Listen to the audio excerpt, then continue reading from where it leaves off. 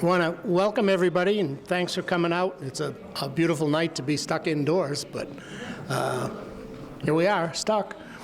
We're going to, as most of you know, the idea of the event is so that the mayor and his staff can fill us in on what's going on in North Weymouth and the rest of the town. You know, kind of like that matters, but...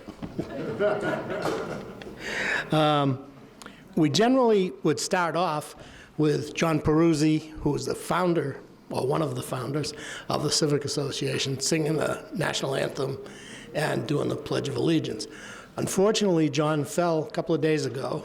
He's in the hospital. He's a broken bone, but he's expected to be fully recovered. So we're gonna, I was going to ask if there were any volunteers to sing. But we actually came up with someone who was willing to do it, so you're all off the hook. So, Johnny Norton from Recreation, I guess, or what? Do my best to fill in for Mr. Peruzzi. Okay. If you could please rise and remove your hats for the national anthem. Oh, Jose, can you see by the dawn's early light what so proudly we hailed at the twilight's last gleaming, whose broad stripes and bright stars through the perilous fight o'er the ramparts we watched were so gallantly streaming, and the rocket's red glare, the bombs bursting in air, gave proof through the night that our flag was still there.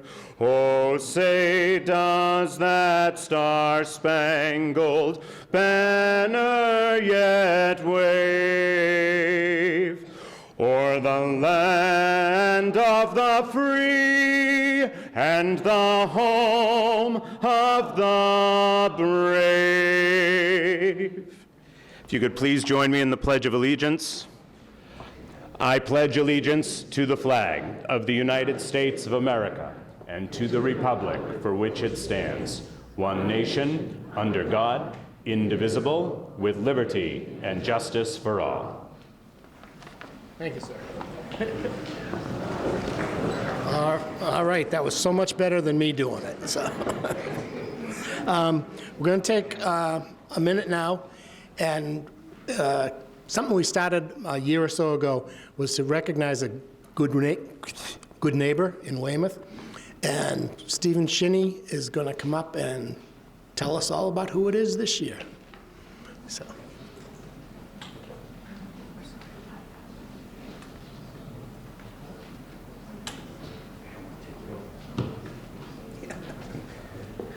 Good evening, everyone. Thank you for coming, first of all.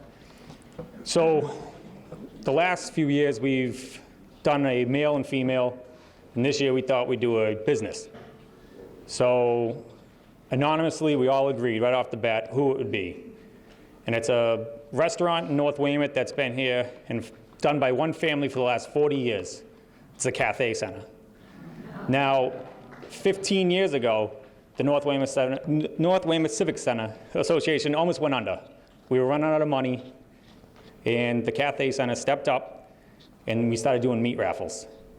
And it's because of them we didn't go under as a association. So they've kept us afloat, and they've done non-stop donations to us and other organizations throughout the town and other towns. So tonight, we have they were unable to make it because they're running the restaurant, but for Susie and George, we have a certificate for both of them for being a good neighbor.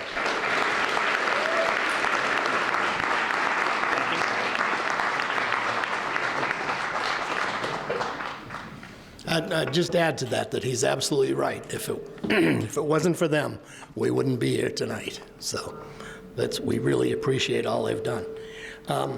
We have just a couple of items real quick.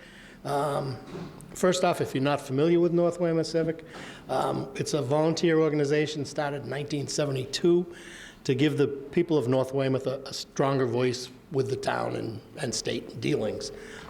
One person's voice sometimes gets lost, but if we've got several hundred people, it carries a little more weight, so. Number two, and this is big, because we are still selling $5 T-shirts at a loss, just to create a sense of community. If everybody's, not everybody, but if the more people wearing the shirts, the more fun it is, kind of. So they're still $5. We have the hooded sweatshirts, because people were asking for them. They're $25. If anybody wants them tonight, they're available in the back of the room. And anytime, you can just email us or call or whatever, and we'll deliver them anywhere in Weymouth for no charge for the delivery. So that just explains what we're doing with those. This Saturday, the 3rd, is the townwide cleanup day. Civic Association will be working at the Lane Beach and the boat ramp, the parking lot there, cleaning that up. If you're not doing anything, come on by. We can use all the hands we get. We may, if we're done early there, quickly, we might move on to somewhere else. We decide at that point where else needs picking up. Or if you're just out somewhere and you see an area that needs some help, stop and pick it up. Let's see. At the end of the mayor's presentation, we're going to have a question and answer period. So if you could hold your questions until then, that would be great. The only other thing is at the back of the room, there's coffee, and cookies, and water. And at any point you're feeling thirsty or wanting some munchies, go on up. So with that, I'll introduce the mayor, who probably everybody knows at this point. So you can.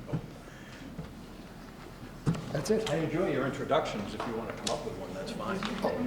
The Honorable Robert Hedlund. Thank you.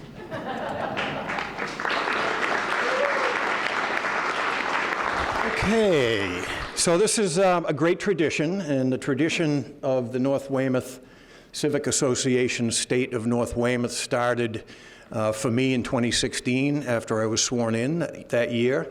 And I participated here that year with my right leg in a brace, you may remember.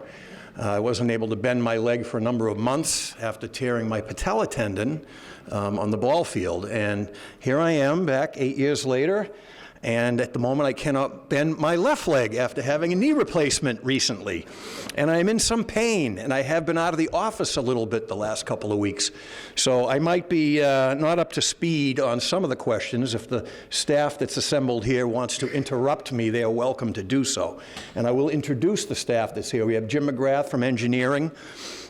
He has been, along with other members of DPW and engineering, and the water department, have been pinch hitting for Ken Connell, who's usually with us every year. And I thought I was in some pain and complaining about my surgery, but the poor guy has just had his foot reconstructed, and he's out for months, and he's in terrible pain. So staff's been covering for him. Eric Schneider is covering for Bob Luongo tonight. Bob didn't have surgery. He's in Puerto Rico. He'll be home tomorrow. Knowing him, if he made it in time, he'd probably rush over here from Logan if he could. Everyone knows Chief Fuller. We have John McLeod, our Asset Management and Procurement Director. We're joined by our President of the Town Council and our Vice President, respectively, Mike Melise, and everyone knows Pascal, who came up through the ranks of North Weymouth Civic. Ted Langell, Chief of Staff, who also has been, through the years, off and on doubling as the Chief Financial Officer of the town, and I'm going to have him talk a little bit about the budget tonight. Donnie Norton, who you heard from, and I always get confused about his title, so why don't you shout it out, because you don't need a microphone to shout it out. Deputy Director of Event Facilities. And Steve Riley, everybody knows Steve from our Recreation Department. Pascal made a comment to me earlier and said that in a couple of years I've gone on too long, and I assure you tonight I will not go on too long given my medical condition. And Jeff has provided me with a guide that we're going to try to stick to in terms of some of the topics he wanted to have me hit on. Before I start, I'll just pick up where Jeff left off about talking about how great North Weymouth is.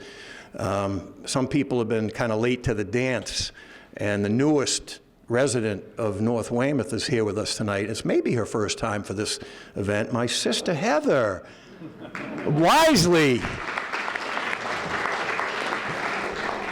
She made a comment to me yesterday when she saw one of the Gulf of Weymouth shirts, and she said, I get a kick out of that map. It's on there because I've lived my entire life around that ring of the Weymouth, Gulf of Weymouth, formerly known as Hingham Bay. She's been in Hingham, she's been in Hull, she's been in Weymouth, but she says what did you say? I feel like I'm home? Is that what you said to me? She said, I feel like I'm home. So after moving around the South Shore a lot, she settled on North Weymouth, and she's very happy. Yeah, that's a good applause. We're starting off just real quick. We got a couple out of the gate here that won't take a lot of time, but future of North Branch Library. We talked about in years past.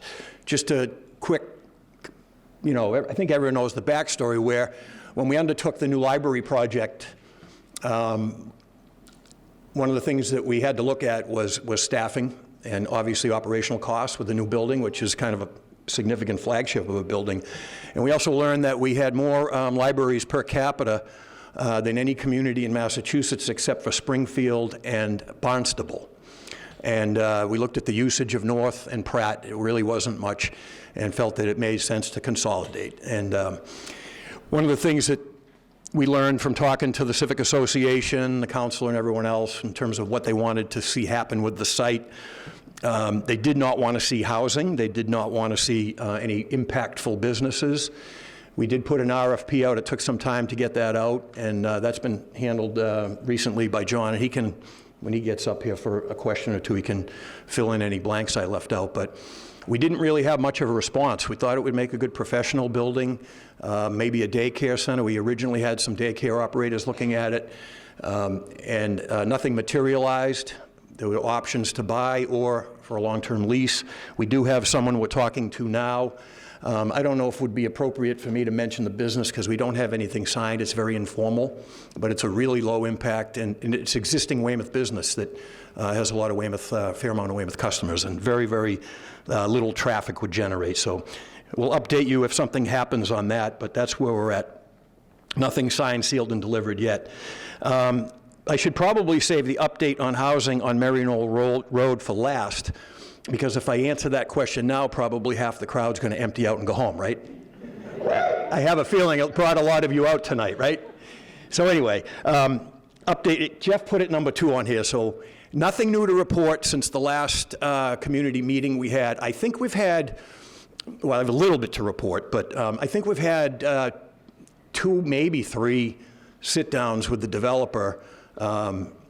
Some just with the planning department, and some have occurred in my office with me, with the proponent. And I don't want to say too much being recorded, but the discussions take many different forms. It's hard to kind of follow a pattern, if you get what I mean, based on those of you that have attended the public meetings. But we're at a point right now where I think we've got him to agree to construct single-family housing, but we don't have anything signed. We have a draft of a memorandum of understanding with him, and I only learned of that yesterday through our town solicitor, who's not here tonight, who's been having lengthy discussions with the developer and his lawyers. He has 2 lawyers. The last time he was in the office with me present, he was still pushing for the congregate housing, a variation of it, a project that was slightly downsized with, he wanted relief on getting some denser single-family homes in and having a housing, congregate housing component, and we said no way. And that's how things were left until I got the news yesterday from Rick that he thinks that the developer's in a place now to sign an agreement with us for single-family homes. So when we have something definitive on that, we'll get back to you immediately on that. Future on Johnson School, I'm going to defer for a little bit because I know Brian Smith, I thought was going to be here from the school department. is sending us over a little information in real time right now on that. Or Kathy Curran, who's here, I could hand off the mic to her if she would like to get up and speak to that issue. You're very welcome to do so. Wessagusset School temporary classroom update. John McLeod's going to talk a little bit about that in a few minutes. Bridge Street, Old Colony, Quincy Adams landscape property construction site safety. Pascal and I have had numerous conversations on this. We ride herd on our building department, which at times hasn't been as responsive as I would hope they would have been. When I do call, they do react, but I wish I wouldn't have to call. I wish they would be more proactive at times. I do know we have some staffing issues in the building department right now in terms of building inspectors. As you probably know, the developer over there is the same developer that had the problem over on King Avenue, where there was a fatality with the collapse of the building over there. The times I visited it, and I've had other developers comment to me that it's not the cleanest site in operationally speaking. It looks a little disheveled and disorganized, and that could lead to safety problems. But that's my view on that, unless you have more of a specific question, as we get to the questions. National Grid property at Norton and Pearl. The permanent portable restroom is the main complaint NWCA receives. That is the first I've heard of a portable toilet on Pearl Street. It's gone magically. Oh. It's gone. Actually, well, I called them yesterday and told them to. All right. Telepathy. I already tried to take it. So, Wessagusset School Safety Zone signage. There is no signage to warn drivers that this is a school zone. We have spoken to Owen. Fun seems to be the issue. Well, Owen is gone, and I don't know, Eric wants to talk to that. He can, but we just hired a part-time traffic engineer to supplement Owen's departure. We also have consultants that we traditionally have used that have been filling the void to deal with us on some ongoing traffic engineering issues that currently are not in North Weymouth, but in other parts of town. We'll take a look at that. I can't speak to that in terms of what the conversation was with Owen and the people that brought it to his attention. I haven't had any direct communication with any constituents on that issue as of late, so I can't really speak to that. Update on improvements, changes to the Great Hill area. So obviously a lot going on up there. I think the last time we met, or even prior, 2 years ago, we had a discussion with some neighbors about putting up gates. That was a function of what had happened during COVID, where that place pretty much got overrun with activity, as did the beach. I was up there a lot in the evening, kind of checking things up. I would ride my bicycle up there back in the days when I could ride a bicycle, and saw firsthand some of the chaos that went on up there. I got mixed reviews from residents about the gates. People on the backside of the hill were vehemently against gates going up. The gates would have been positioned on both sides of the hill. The chief can talk more about that too. He was directly involved in that along with planning. The concept of the gates was if someone was trapped up there, they had a direct line to the police department where they could open the gate if someone somehow got stuck up there. But we shelved that because I just couldn't get consensus. I had 50% of the people barking at me that they didn't want it, and 50% of the people we talked to liked the idea. I don't know if Eric had direct involvement in those talks. I know Bob did. So that went on the shelf. There will be some improvements on Great Hill, just kind of a landscaping that DPW had done. They're going to do some enhancements on that once the project Wessagusset Walk is completed, because that is a nice link.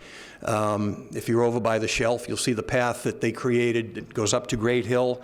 The genesis of that really was, interestingly enough, and I want to recognize Matt Talon, in a show of unity, coming over here as president of the Idlewell Improvement Association. He lobbied for some funding from the state and received it to create the Four River Trail, which was going to be modeled after what we did with the Back River Trail.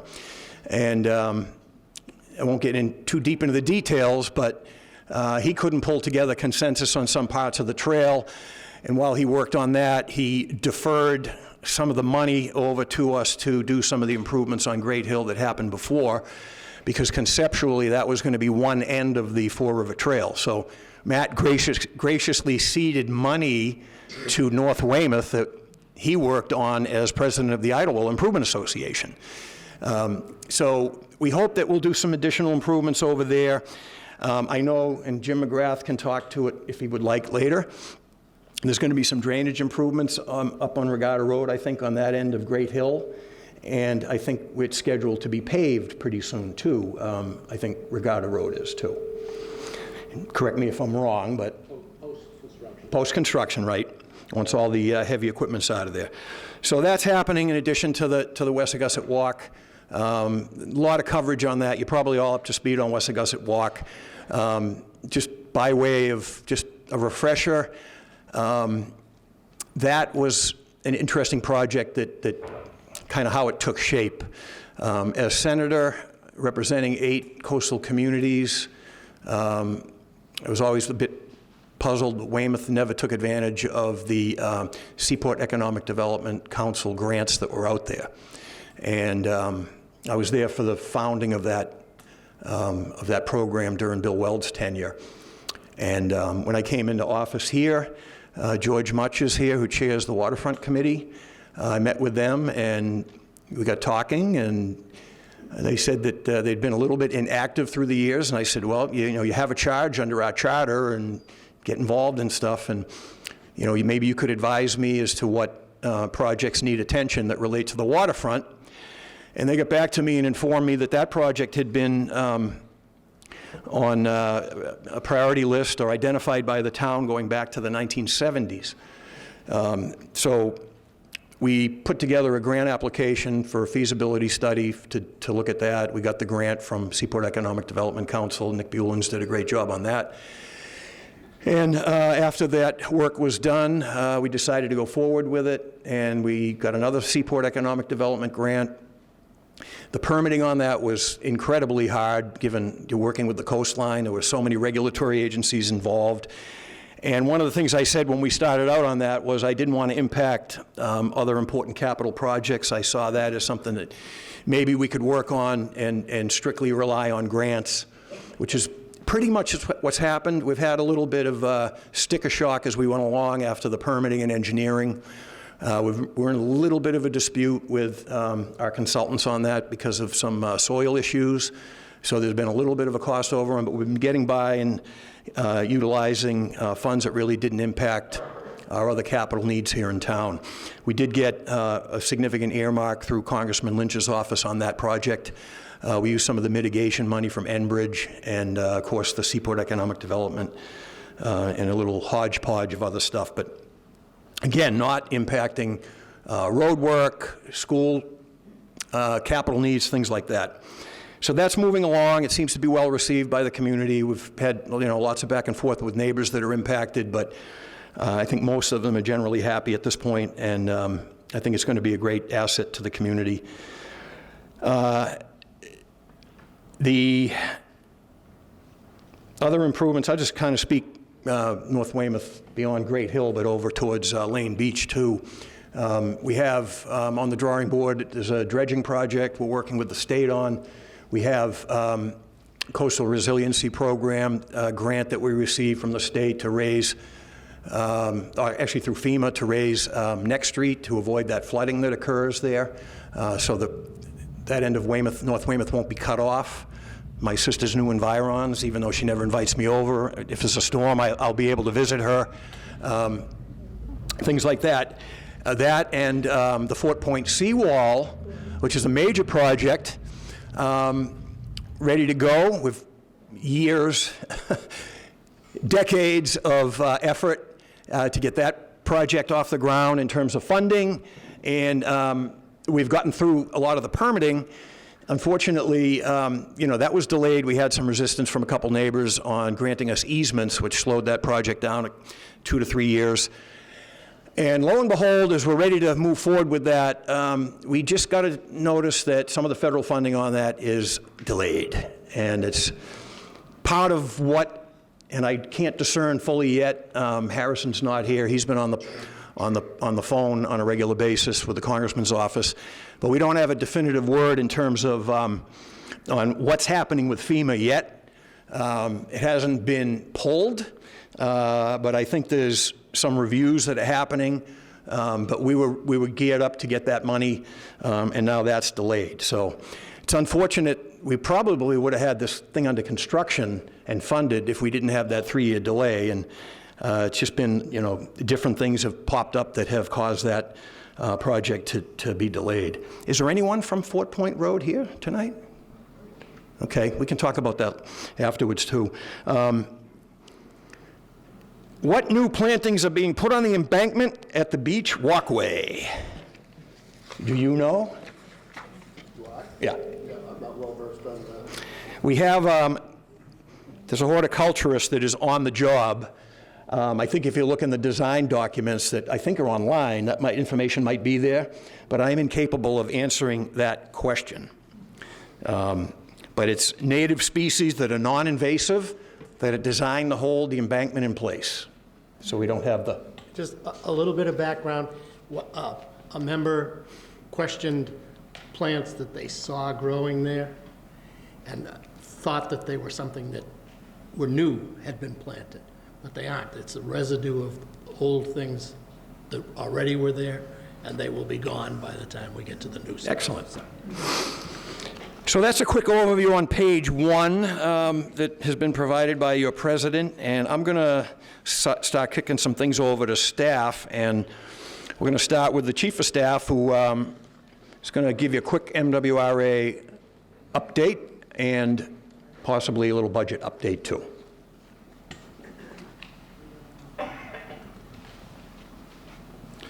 Thank you, Mr. Mayor.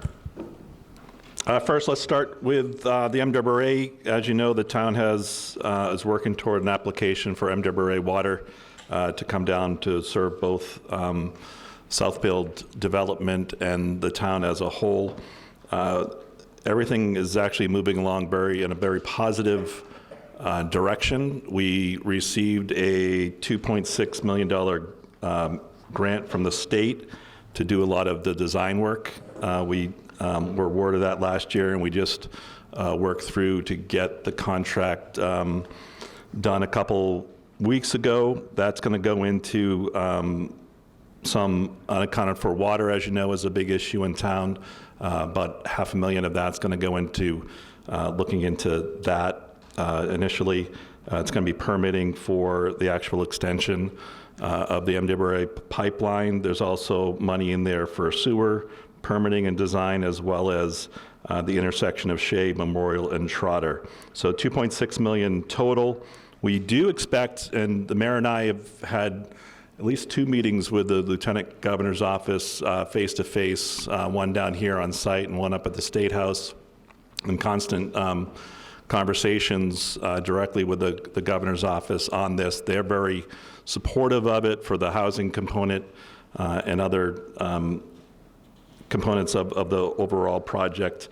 So we actually do expect more grants coming from the state to help fund this project, which is pretty unique for an MWRA project, for the state to get involved in paying for sending water to a town. And again, it's because of the size of the project and the impact, on, beyond Weymouth and the Commonwealth as a whole, especially when it comes to housing. So we do hope, for more good news to help us move along with the design work. As far as the timeline and where we are right now, currently we're in what we call a roots analysis effort. And so that involves a traffic impact, hydraulic analysis, and evaluation of major crossings where there might be rivers or railroad tracks. We're ongoing meetings now with Braintree and Quincy regarding what routes we're going to take. There's a few different alternatives, so we've had some meetings with them to determine, to try to narrow that down and get our focus on one route so we can then move forward with, looking at that route and the design and what that would mean. And obviously we meet often with the MWRA folks as well. And just so you know, the developers and the SRA are partners in this effort, and have worked hard to help get us those grants as well that we were getting from the state. So the next steps, the complete alternatives analysis should be done this fall, and then we will go ahead and prepare our draft environmental impact report between the fall and next spring. And then we receive comments on that in the summer, and then we submit the final environmental impact report at sometime toward the end of 2026. And then we complete the admission process in 27, and final design and permitting would be in 27 and 28. So again, all moving in a very positive direction. The grants and other future grants, plus including, if you recall, they're waiving the entry fee. The MWRA is waiving the entry fee. So all this money that's being paid by the state and waived by the MWRA is going to help ease the cost of any increase that we would need in our water rates to pay for the extension. So we're saving a lot of money for ratepayers in the process. Just briefly on a couple other issues, the mayor mentioned Johnson School. There really isn't much of an update. What we do know is school administration doesn't really have any short-term plans for the building or the area. They do monitor it, daily to make sure nothing's going on that shouldn't be going on there. And then, in the future, near future, there'll be a committee that will need to, be established and discussed what future options there might be either for the schools or for the town as a whole. So not much of an update, but that's where we're headed with that project. Just a brief overview. You might have all already seen the budget presentation at Town Council that we gave last week. So for FY26, we have another responsible, this is our 10th budget, by the way, starting in FY17 and now FY26. It's a budget that's going to increase, operating budget that's going to increase by 4%, or around $8.3 million. The challenge, again, this year, and this is the second year in a row, was employee health care cost.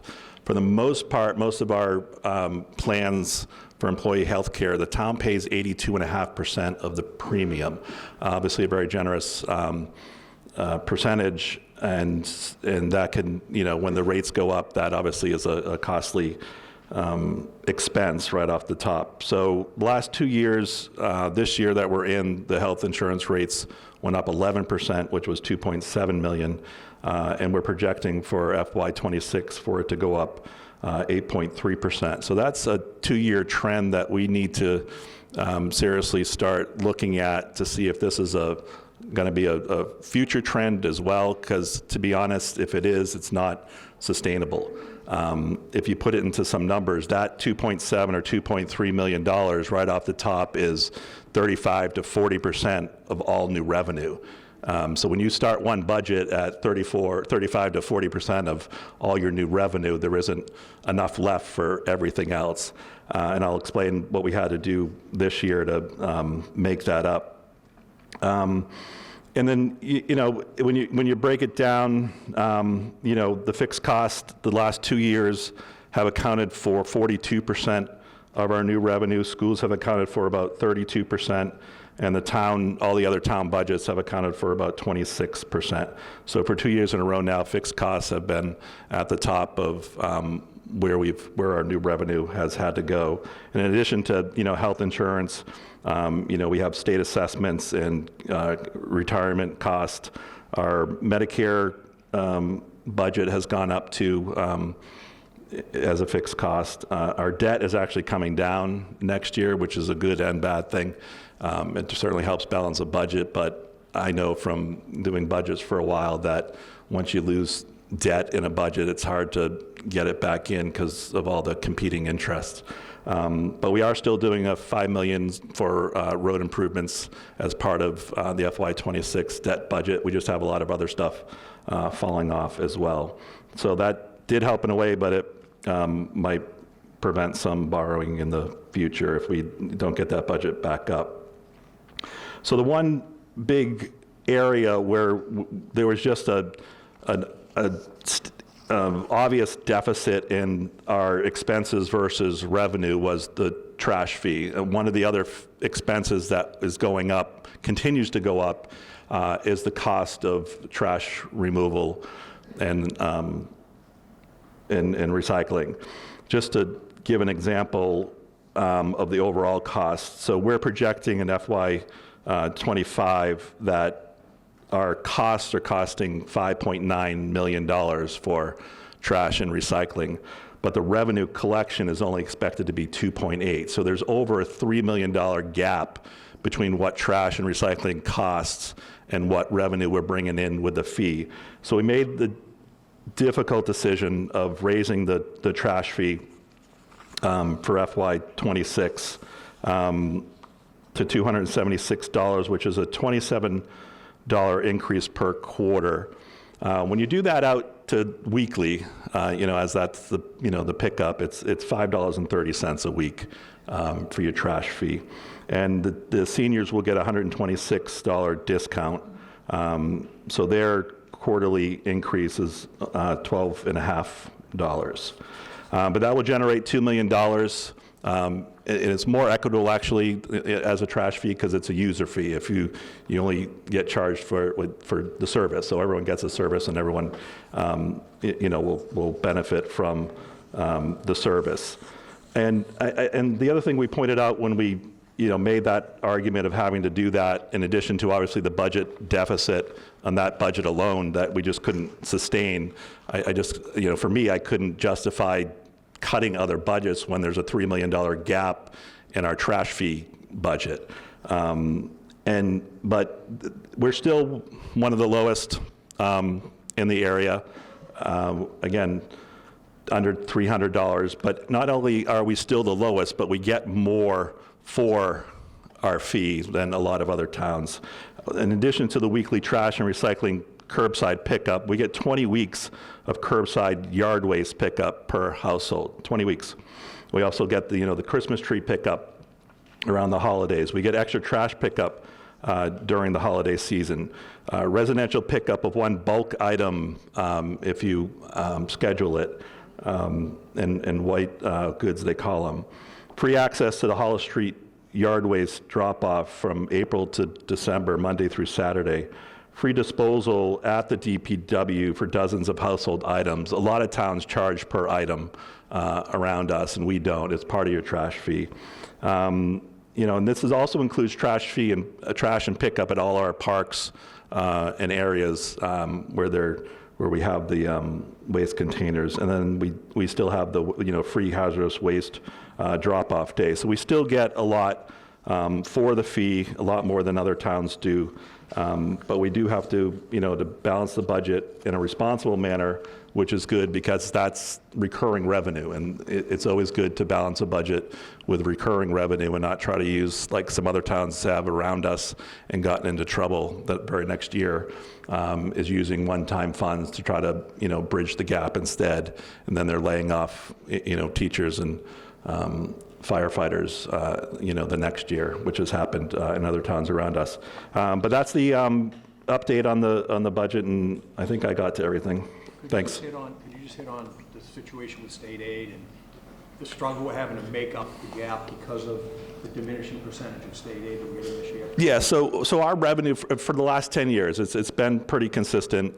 We're the ones creating our own revenue, and we've been doing it for the last several years through new growth, which is all the new construction that you're seeing around town, which is a planned effort in revitalizing a lot of the vacant and distraught parcels in our villages and commercial corridors. And that was so we could create our own revenue. And we're going to have one of the highest new growths in FY '26, the highest, I believe, but we've been averaging close to $2 million in new growth. So alone, new growth as part of our new revenue has been in the mid 30% of all of our new revenue. So without that, we'd be in a lot of trouble. And even though we get a lot of money from the state for education and unrestricted aid, it's a big number. The growth in it isn't always big. This year in the Chapter 70 and unrestricted free aid, it's a little under 2% growth. It's still a big number that's important to our overall budget, but the growth isn't usually there. For 26, we are getting a decent, they refer to it as a cherry sheet. So all the state aid that we get, they call on the cherry sheet. And there are other things besides those two big things that happen to be increasing in FY26 that did help balance the budget. So actually our cherry sheet increase for FY26 overall is going up by over 4%, even though those two big accounts are only going up, I think, 1.7. So the cherry sheet itself, which is all the local aid, did help, but the caveat and the concern is if it's a cyclical thing or a volume thing or a formula thing that changes, those numbers that went up in FY26, may come down in 27, and we're probably looking at a very difficult FY27 right now, because we're also projecting that our new growth is probably on the decline. One of the revenue challenges in recent has been the reduction in our building permit revenue, so that's usually a sign that will then turn into a reduction in our new growth revenue. So that's why the MWRA effort and the redevelopment of Southfield is so important to keeping us on the track that we're on as far as revenue and growth and strong budgets. I mean, we've had 10 good budgets in a row, and I'm not sure many communities around us can say that. So the trick and the challenge will be the gap between when our internal revenue is decreasing somewhat and when we can get that revenue back up by the redevelopment in Southfield with those building permit fees and new growth. But we are a very self-sufficient town that doesn't rely, on growth coming from, state aid.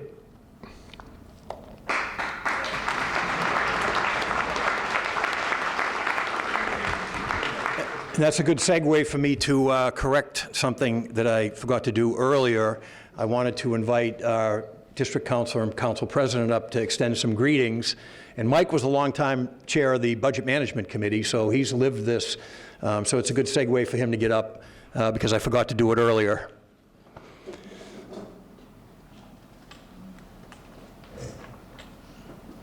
Good evening, everybody. Great to see everybody here tonight. As the mayor said, this is a great tradition, and it's great to see people out here taking an interest in what's going on. Thank you to the department heads all for being here, North Weymouth Civic for putting this on. It's just great to see people taking an interest here. We have a lot of good things going on here in the North Weymouth area, the whole town of Weymouth, but North Weymouth. Just some great things going on. Congratulations to the Chu family on the award tonight. That was great for them, and we hope that John is feeling better. He's a big void here tonight. And I know that Mary Jordan, Representative Murphy's here, Kathy Curran's here, and Pascal Berger, the Vice President, who's District 1 Councilor, who's done so much over here in North Weymouth.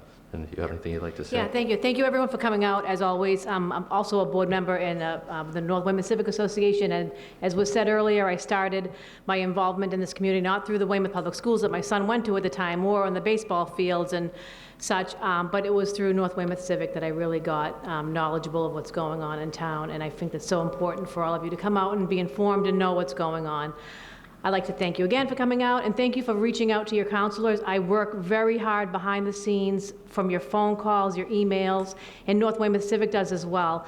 This is a real great way for me to get the information back to the mayor's office, back to the department heads, and I really appreciate it. I'm here working hard for you, and I appreciate you all coming out tonight. Thank you. Thank you, everybody. Thank you, Matt. We're going to get the chief up to talk about Route 3A, and he kind of blew my mind earlier when we were talking. He didn't want me to do this, but he tells me that every year they get everyone out of the building and just go out and nail people, speeding, scofflaws.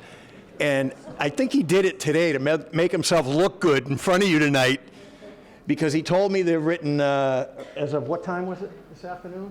What time? 4? When we got here. So 6 o'clock, 220 tickets they've written. And I'm going to give a person a T-shirt.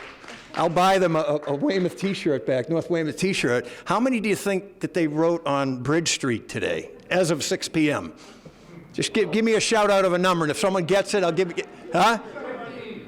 How many? 15. Right there. She's got it, 50. And I hope a lot of them were black Chevy Suburbans and BMWs and Land Rovers with a little H sticker on the back to get our revenue up.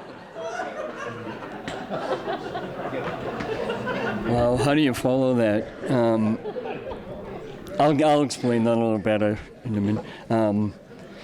Thanks for having us. I always enjoy coming here. Full disclosure, I'm born and raised in South Weymouth, and I've been there for 54 years.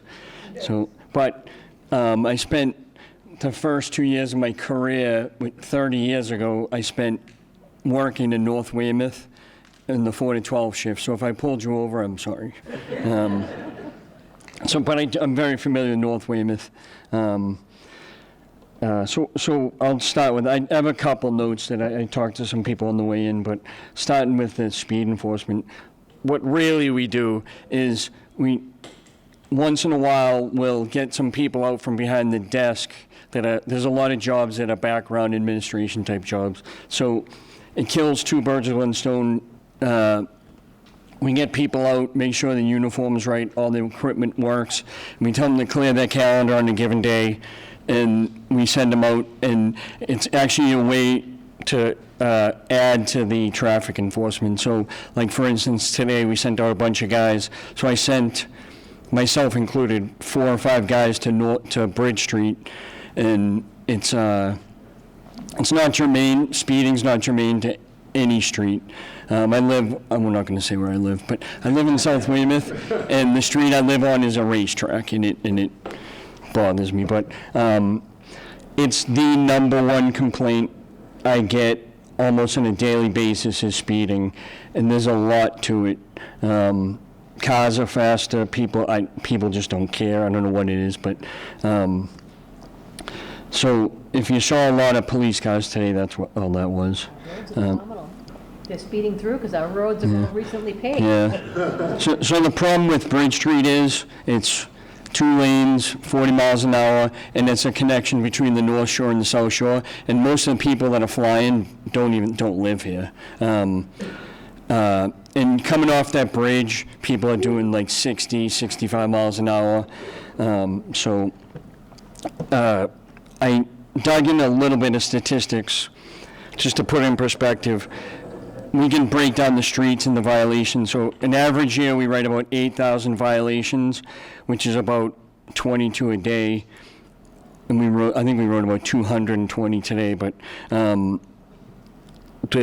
Bridge Street is the second most cited road third behind Washington Street and Main Street. So it's getting the attention. It also has the same percentage, it's about 5% of the violations we write on Bridge Street, but it also has the same percentage of car accidents. So we're aware of that problem. We do have new traffic grants from the federal government, so we can put out extra people, and we'll try to focus on Bridge Street. I got the question about Great Hill. One thing we've been talking about, and I wouldn't mind input, and I've been talking to Steve Riley about this, we're planning on we don't think the gates will work, and I just don't think it looks good, and it won't work. So in this other program we're doing, we're putting up some cameras, and we're thinking we're probably going to put a camera up at the entrances that will cover both entrances. It's called the PTZ camera, and it will notify us. We can set the time, so I can say from 9 o'clock at night to 6 in the morning, the camera will alert the station that a vehicle or a person went up to Great Hill, and then we'll just go up and deal with it. And the other thing we're talking about is some low-level lighting, because everything that happens bad happens after dark. It's the way, and we've been having some issues up there. So the latest, we're definitely putting a camera up there that alerts us, and we're probably going to go with some low-level decorative lighting around the island. Not enough to make it like daylight, but just enough light. And usually light deters bad things. So I got a question about parking on Fort Point Road. It just, every year, this time of year, people start parking at the Lane Beach there where it says no parking. I think we're gonna try to fix some signs, and I've told the traffic people just to start focusing on it.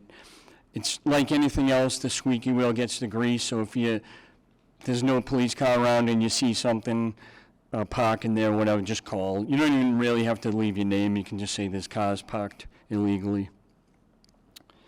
That's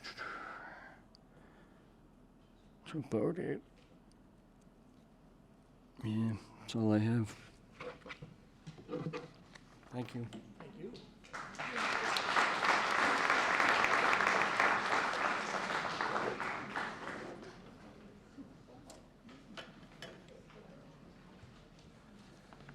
Thanks. I can keep this fairly brief, but the timing is good. We did get some updates on the project that I think a lot of you probably participated in early on, and it seems that it kind of disappeared for a little while, and that's the land use plan that we were working on that was covering specifically the Bridge Street area.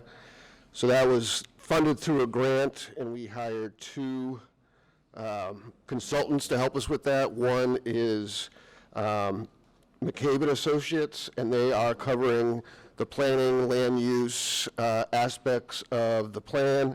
And then they are partnering with Kimley Horn, who is a consulting firm specializing especially in traffic. So they have been working, there were some community meetings early on. We now have in our hand, just at the end of last week, what we're thinking is probably a very close to final draft of some of their recommendations.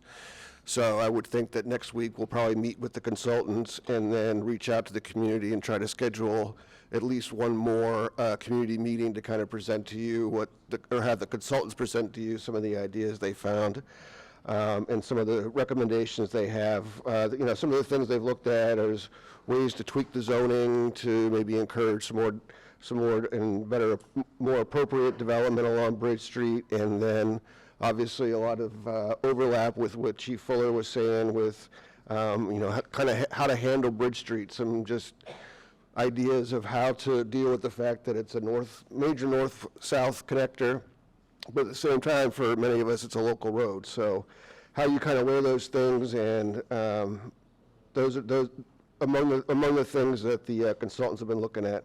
So again, we'll probably be announcing a public hearing, I would think, in May for sure, maybe the first half of May.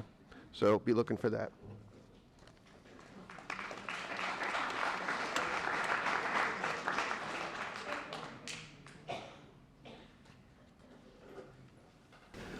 So I just want to touch base on a couple items that the DPW engineering office has been working on. Start with the Weymouth Neck Infrastructure Improvements Project, which is also known as the Fort Point Road Seawall Project. As we know from past meetings, this has been going on for quite a while.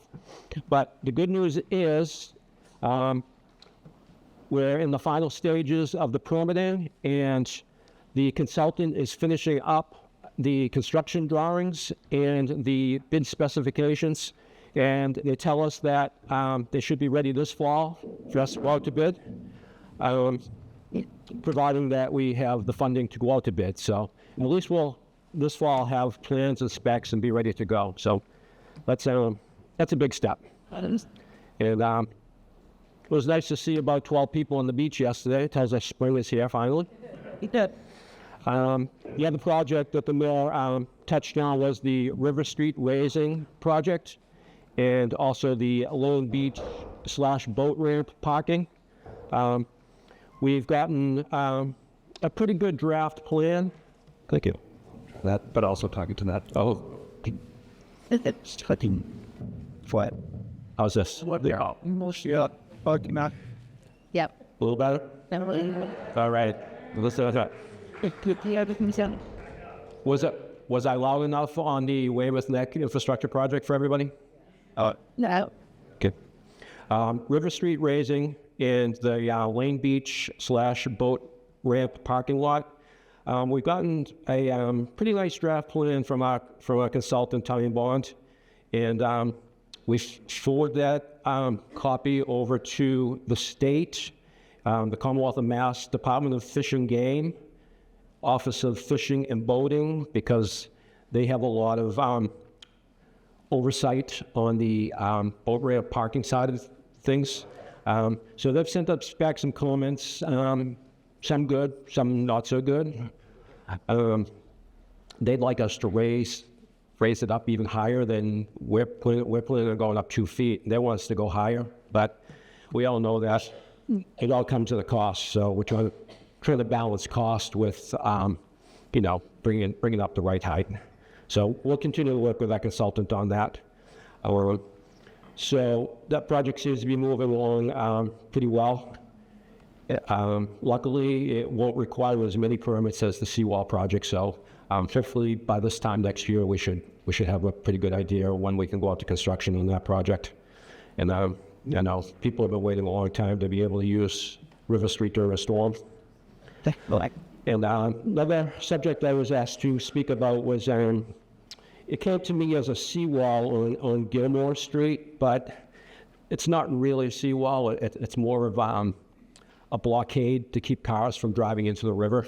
And some of these stones have started to corrode and not look so good. So we did have the DPW staff go up to this week, yesterday, I believe, and they did as much as they could with the equipment that we have.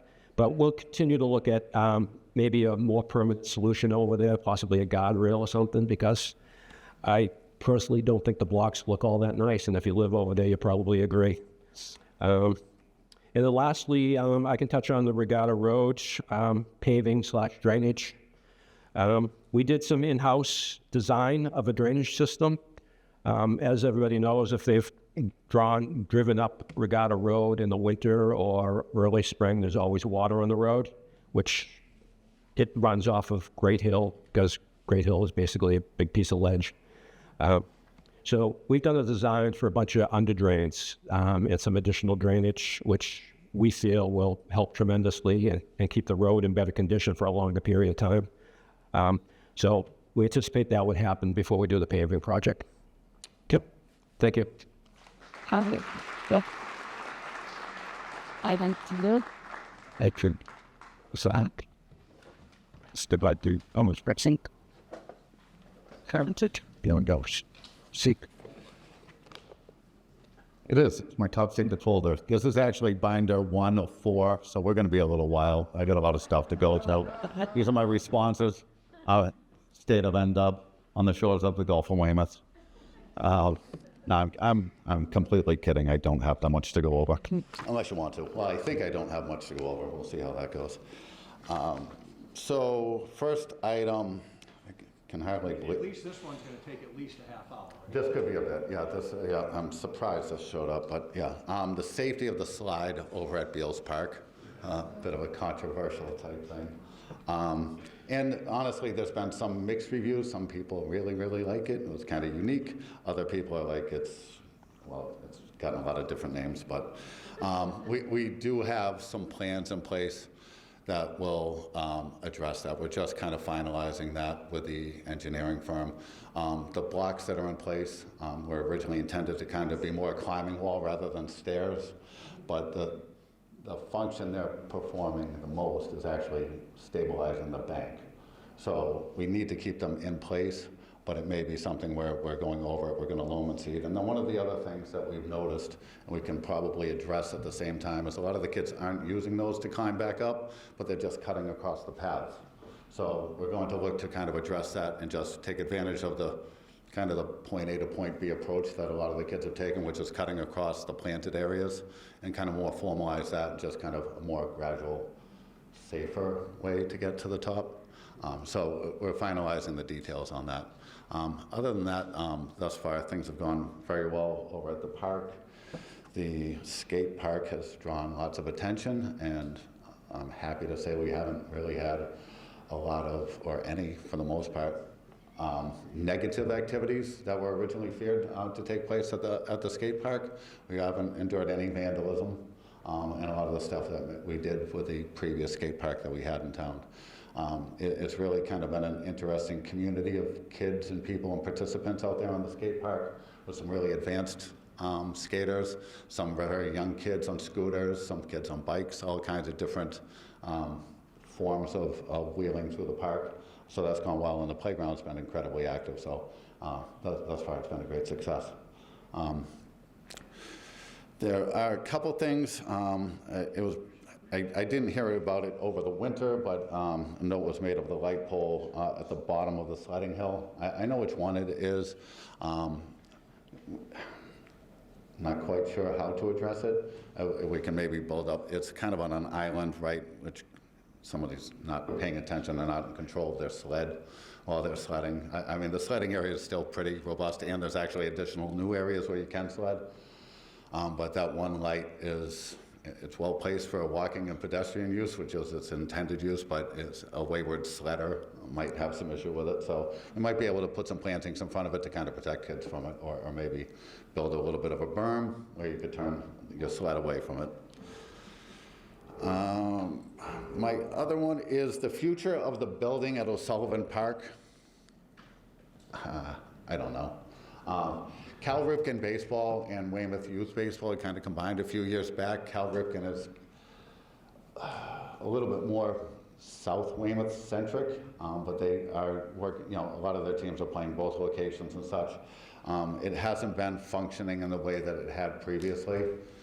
There's been some vandalism to the bathrooms pretty consistently each winter. It's more during the off season. So we're going to work with the Cal Ripken folks and the baseball people and see what we can do to make sure that things are working there better. But if there's suggestions from people in North Weymouth, I'd be happy to hear them, because it has been a bit of a problem lately. I have problems with all kinds of different things with buildings and such. It's not necessarily just kids. A lot of times it could be a homeless person over the winter who's breaking in and just looking for a shelter at the time and stuff. So regardless of the reason, we need to do a better job of that building and make sure it's secured a bit better. I got one more thing. I don't know that it really falls within my wheelhouse, but I understand the request. It's temporary speed bumps at the two beaches, but that's generally more something police or DPW. I know speed bumps, temporary would probably be the preferred, just because of the impacts to plowing that speed bumps create, but I guess it's something we could look at. It's definitely, with all the pedestrian traffic going across from the two beaches. Hello? What? Oh, yeah, we don't want to do that. All right. Yeah, all right, I don't need that.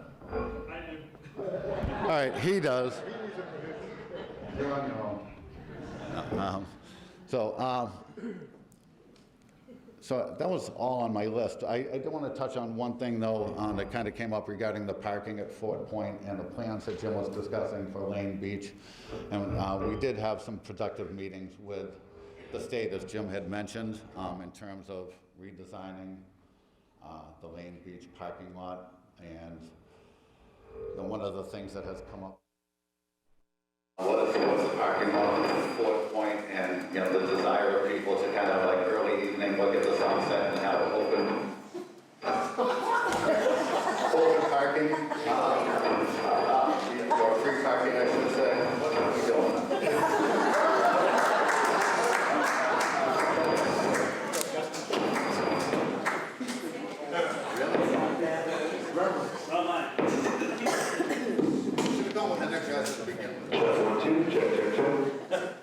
All right, as I was saying,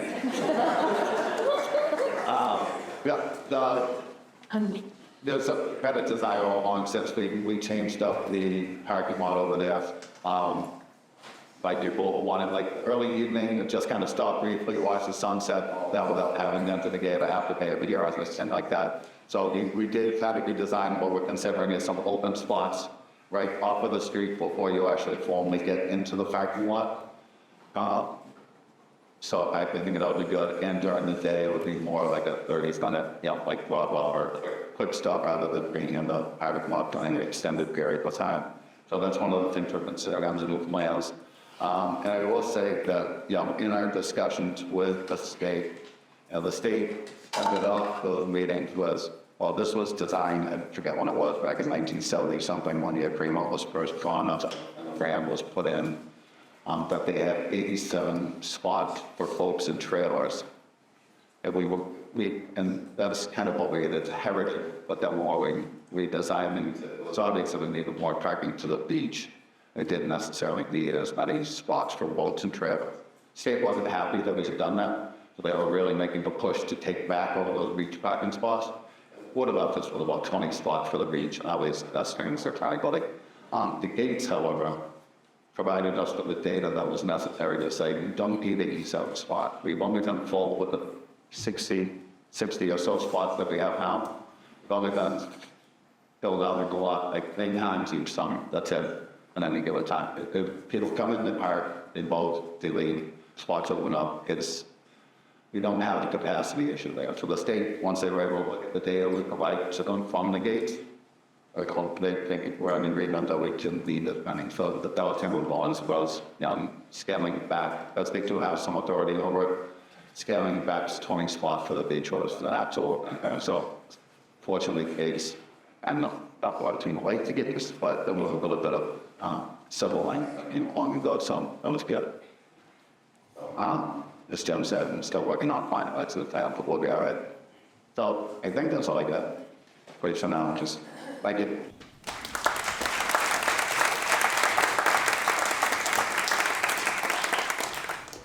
And John.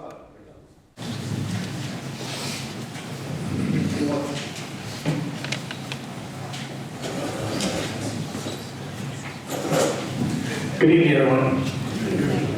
As Mayor Hedlund said, I'm John McLeod, I'm the Director of Asset Management, and just a little background. I'm going to talk about a few different things. Asset management covers a few different lanes. So facilities, contracts and procurement, overall project management outside of DPW roadway projects, and a couple of others. Just to touch briefly on North Weymouth Library. Careful consideration right from the beginning on who we were trying to get into the property, as the mayor said. We put an RFP on the street with some restrictions that we knew were going to be good for the neighborhood and good for the community, and we had 0 takers on the RFP, not one responded. So we regurgitated that RFP and started to put it back out again. There's a concept whether to sell it, whether to lease it, whether to put it out both ways. And then we started to generate a little bit of interest in the realm of leasing it. So there are some parties interested at the moment. They're all weighing out if they can afford it, if they can maintain it, et cetera. So there's more to come on that, but we have been working on it diligently for the last 4 years, which seems like a long time, but in that world, we want to make sure we get the right thing. We're not making any mistakes when we go ahead and do it, because if we're leasing it, it's going to be a 5-year or 10-year lease at the minimum, and we want to make sure that it's just right.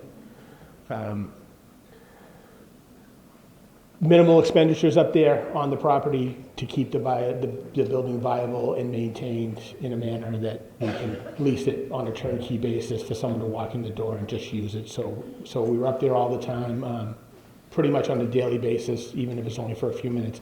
Heat, making sure the water's okay, it's alarmed, it's safe. So that's the long and the short of the North Weymouth Library building as it sits today. The mayor mentioned modular units going on to West Augusta School. They're actually going on to 3 schools, West Augusta, Nash, and Hamilton. We found a need for space due to regulations throughout the state for classroom space, but it's more for special ed space that was driving the bus on what we needed to create the buildings for. We saw a lot of success when we were doing Chapman School in the concept of bringing modulars on and put them strategically in places and creating square footage that we could adapt for the needs of that particular school, and then reutilize square footage in the schools where they were for different spaces so that we could better accommodate the children. So the best bang for our buck overall as a community was to create these modular units. Now, modular units had a bad rap over the years where they were disposable buildings. When we did the ones during the Chapman School project, we took it upon ourselves as a committee to talk about it, and I went to Georgia, and we basically redesigned those buildings in the factory to bring them up to a higher standard than what they would actually deliver for siding and foundations and other constructibility aspects that made them more permanent. They're still considered modular buildings because of the way they're situated on the lots, and under the law, how we procure them and build them. But their units that we're buying are much more upgraded than most you would ever see on any other property that they would consider modular. Those are right now in production. We have made a multitude of design changes prior to them going to the factory. And as it stands right now, we're looking to finalize design, construction, and delivery beginning in June. So we should see those all come to fruition over the summer and start having them ready for use for September. West Augusta Walk. As I said, part of it was project management, and we're globally overseeing that project from a constructability and contractor standpoint, with a bunch of assistance from conservation and engineering and planning and everybody else that we can bring into the loop to make sure there's a lot of eyes on that project to make sure it's all going right all the time. We've been working diligently for the last 8 years, had some difficulties throughout that time, primarily through engineering and design. The engineering firm was going up and down, lost a bunch of the key players in the beginning, brought on a whole new team, all the while reinventing the plan. So it took a little time, but it took a little time to put the funding together. Mayor Headland and Chief of Staff Lynn Ansel really worked hard on getting that funding landed for us. And as it stands, we have a significant piece of that project being paid for by grants and other. So we started the project in the fall for bidding. We had to go out to bid twice due to the way the bids came back. We were happy with the way it came back the second time. We awarded the contract. We started the project mobilization in December. It's been going a little over 4 months now, pretty strong. They're making really good headway. We've had a few snags. One of the major snags we had, which was some questions are out there about the soils. A lot of people saw soils in the parking lot. There was a lot of hoopla about it. There was nothing wrong with the soil except it was not soil that could be used for constructability of a new revetment. Some of the revetment that was there had moved, and now we know why. The soils that were underneath the revetment that were there were what they are typically called around this area as Boston blue clay, which is not a great structural soil. After some conversations and engineering recommendations, we made the decision to remove a bunch of that soil and bring in really good structural soil that was recommended for a coastal bank construction project. And that's what's happening. As if anybody's been around and up there and seen it, that's what's happening today as it's moving forward. They're pulling out all the old soils, they're transporting it off-site because it's not usable on that site. And we're bringing in new structural soils to make it so the project can be done right the first time and very long lasting.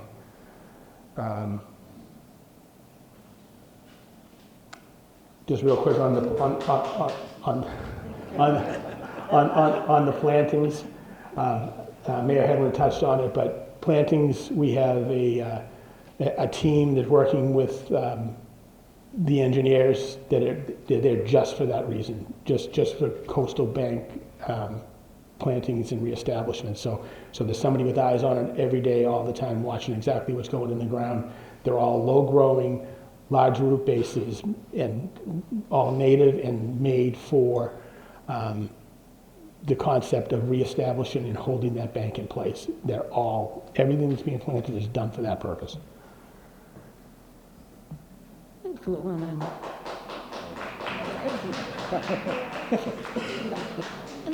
And the project looks like it's we're gonna do a little bit of work in the summertime, and we're gonna take a break on the heavy construction piece of that, which is still gonna happen. We're going to work through the summer a little bit. It's gonna be basically just pouring concrete and making it so we can have it cure the best possible way it can throughout the warm weather.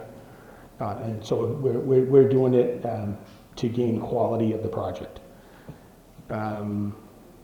And it looks like we should be finishing up on time sometime in the fall to get them out, and maybe some plant reestablishment, et cetera, next spring going into, early in the summer of 26. But so far so good. Looks like we're on time, on budget, outside of those change orders that we opted to do because of the quality.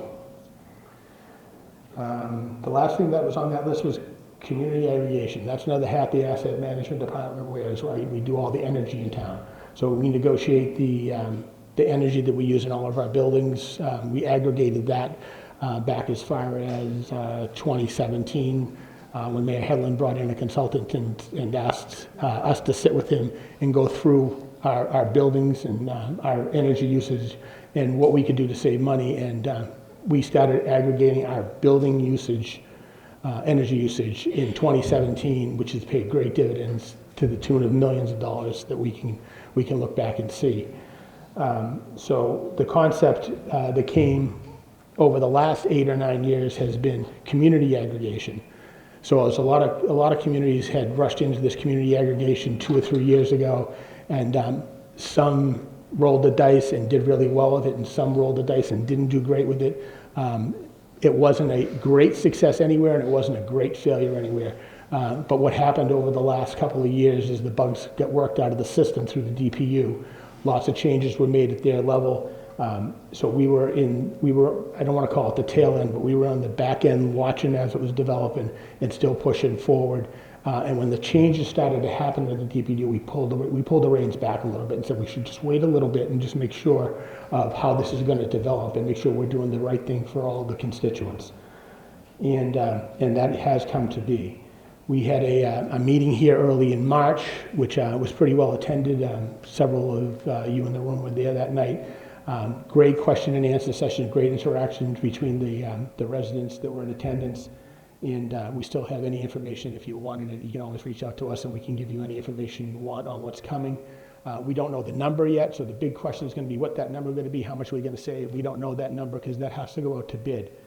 But as of right now, we have it in the hands of the DPU for review and approval. We're being reassured 100% it's going to be approved as we submitted it. Our consultant, Good Energy, has done this in, I think they said 151 communities at this point.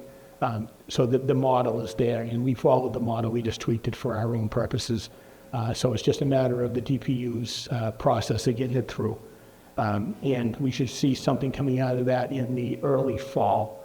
And as soon as we see that and we see that the market's ripe to put out an RFP and award a contract to get the best number we can to get everybody that wants to be in the program, it should start to see some savings from the residents across town. Thank you. Great, that's it. Great. Best. Thank you, sir. Good evening, North Weymouth. I'm back for the second portion of our sing-along, so we'll get to that in a second. My name is Donnie Norton, Director of Event Facilities for the town, here to give you an update tonight on some of the major events that are going to be happening in our community over the course of the next few months. First, thank you to the Office of Mayor Hedlund for always supporting family-friendly community events. We've seen a huge growth in them over the last few years.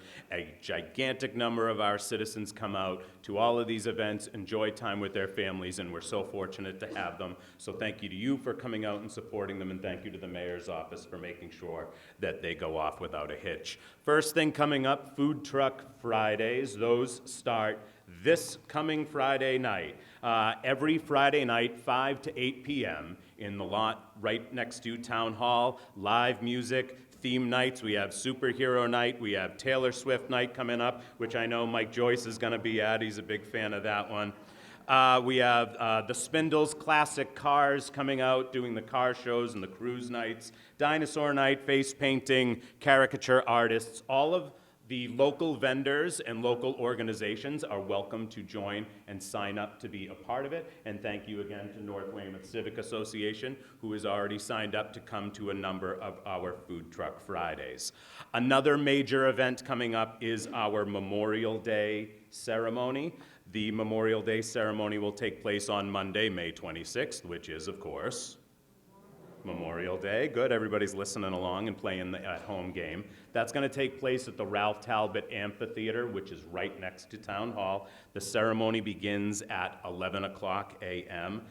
Huge get for us this year. The keynote speaker will be Weymouth native and Weymouth North graduate, Major General Paul K. Hurley, who is the 24th Chief of Chaplains of the United States Army, two-star general from Weymouth, coming back to Weymouth to be our keynote speaker.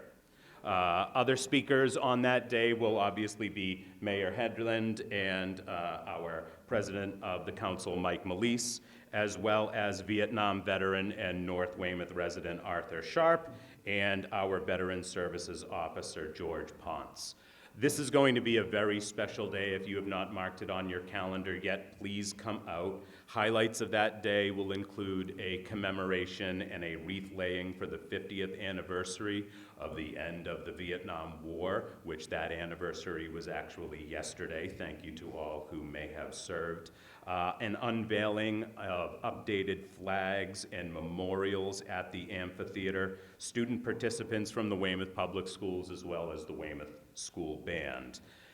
And we hope you pack a picnic lunch, because the ceremony itself will wrap up right around 12:15, and then at 1 o'clock, thanks to our partnership with Weymouth 400, we are thrilled to welcome back to Weymouth the United States Coast Guard Band to play a free concert for all of you on the lawn right there at the amphitheater. So when the ceremony ends, please make sure you packed a picnic lunch, you have a blanket, and you can come and you can hear some of the greatest musicians who are also in incredible service to our country that day. In addition to that, our summer concert series is also kicking off. That will start on Wednesday, June 18th. It basically goes almost every other Wednesday, which goes back and forth with the farmers market. These events will take place at the Tufts Library grounds, Weston Park. The June and July shows will be from 6:30 to 8, and the August shows will be from 6 to 7:30.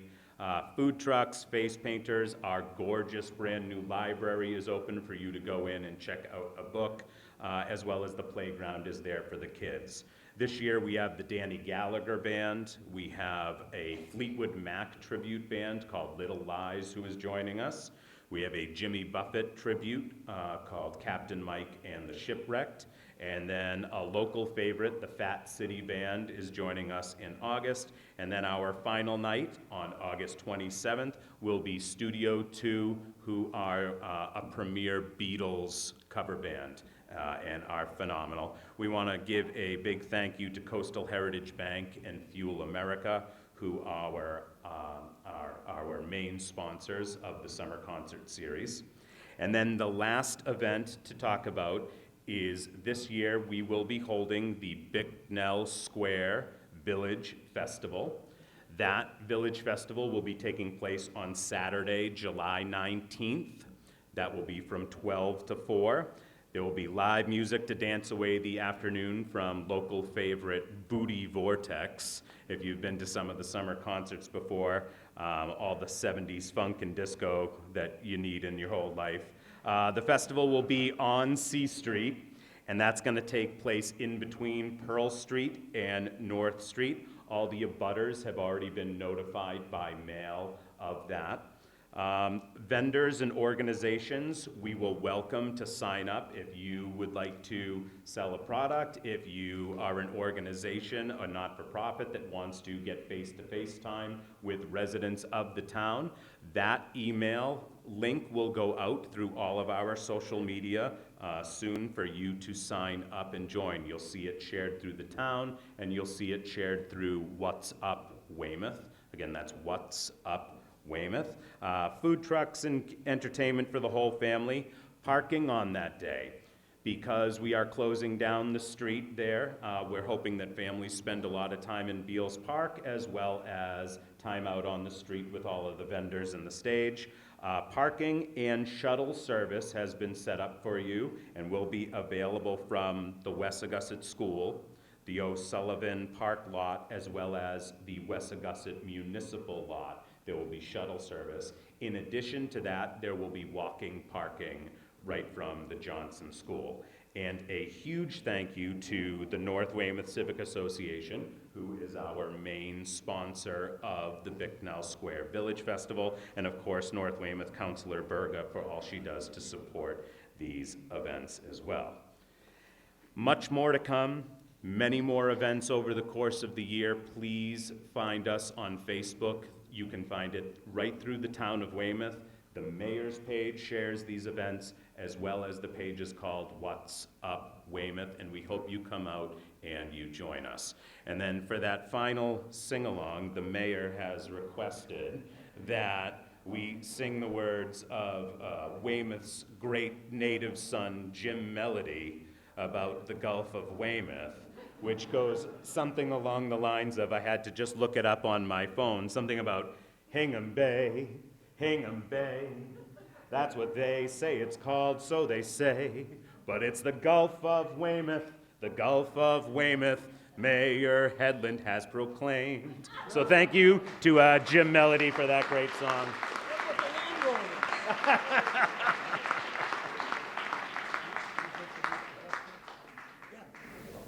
Well, I just wish that I sounded that good, you know?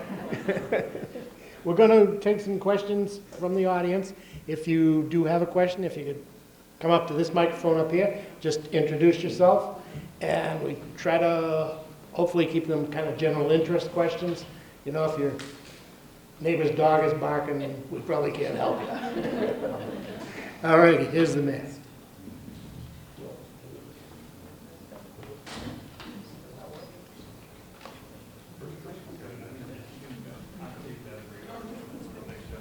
I'll get it. We got it. Yeah. Fire away, Don. Okay, just a little bit more information on. Is this the same question you had last year? No. That's been the last 3 years, but I see where that's gone. But what is actually going to, when we tie into MWA, what's going to happen? What's going to happen with our water treatment facility? Are we still going to have a water department, or is MWA coming in and going to take care over everything, or are we just buying water from them? If you could explain that. Ted's been the point man on this with our little working group. If he wants to come on up, he can answer your question. But are we still going to have a water department? Is that what you said? Yeah. Yeah, we're going to still have okay. a water department. You're probably going to see changes like the water treatment plant become a pumping station, maybe. These are things that is, still getting kind of hashed out. We've got a great team of consultants on this, environmental partners that has been representing the town on a lot of other projects through the years, so they're well versed with our system. But the initial money that we got through the state for the feasibility study is, been used to analyze a lot of the questions that you're asking. Okay. He can give you the most pertinent update. I'll hand it off to him. But are we still going to draw from Great Pond? That's a great question, and that's one that's been asked a lot. So Ted can definitively answer that. I'll take a crack at it. But Great Pond would like to see come offline. It would be considered possibly a secondary source by MWRA. And part of the motivation when we got into this was looking at the environmental benefits in addition to other benefits to the community relative to growth and water supply, water quality, et cetera, et cetera. So the big environmental component to this that, having, for instance, species like herring return to Great Pond would be a great environmental benefit. There's like 3 dams we've identified that would have to come down. 2 of them are very small in order to accomplish that. In fact, I got out on one leg last week with a guy from the state to actually look at a couple of spots that they're interested in working with us on to accomplish that on the resource side. But in terms of the long-term plan for Great Pond, yeah, it would probably come off as a source and maybe be required by MWRA for us to be a backup. That's things that we've been discussing with them all along, and I'm going to hand it off to Ted to fill in some of the holes on that answer. Thanks. What we do know would more likely happen is we are going to abandon the wells we use now for our water source. They're not efficient, they're expensive, and it's not always, the greatest water. So we knew that is more likely to happen, that those will definitely come offline, and we'll make that up with the MWRA water.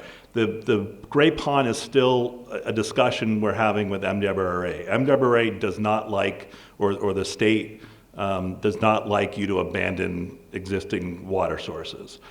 So we have to make the economic argument with them, or some other argument as to why it would make more sense for us to go full MWRA. Now, there also might be sort of a phase-in that could happen, but even if it's not used as that, as the mayor said, it would still be considered the secondary water source, and then we would not be pumping from Whitman's Pond anymore, at least. That Great Pond would then be the secondary redundant source for that. But it's still an ongoing discussion with the MWRA that we have to, convince them of, and again, after some analysis, continued analysis that I talked about earlier, that's being funded now on the options. But they would need to be convinced if we're going to fully abandon Great Pond. But it is an option, but I can tell you that we'll be abandoning our wells when the time comes. Okay. As far as an asset goes, is the water treatment facility, is that paid for? Or are we still paying bonds on that? I think we have a couple years or few years left, but Okay. it's coming to the end on the bonding. Okay, very good. Thank you very much. Appreciate that.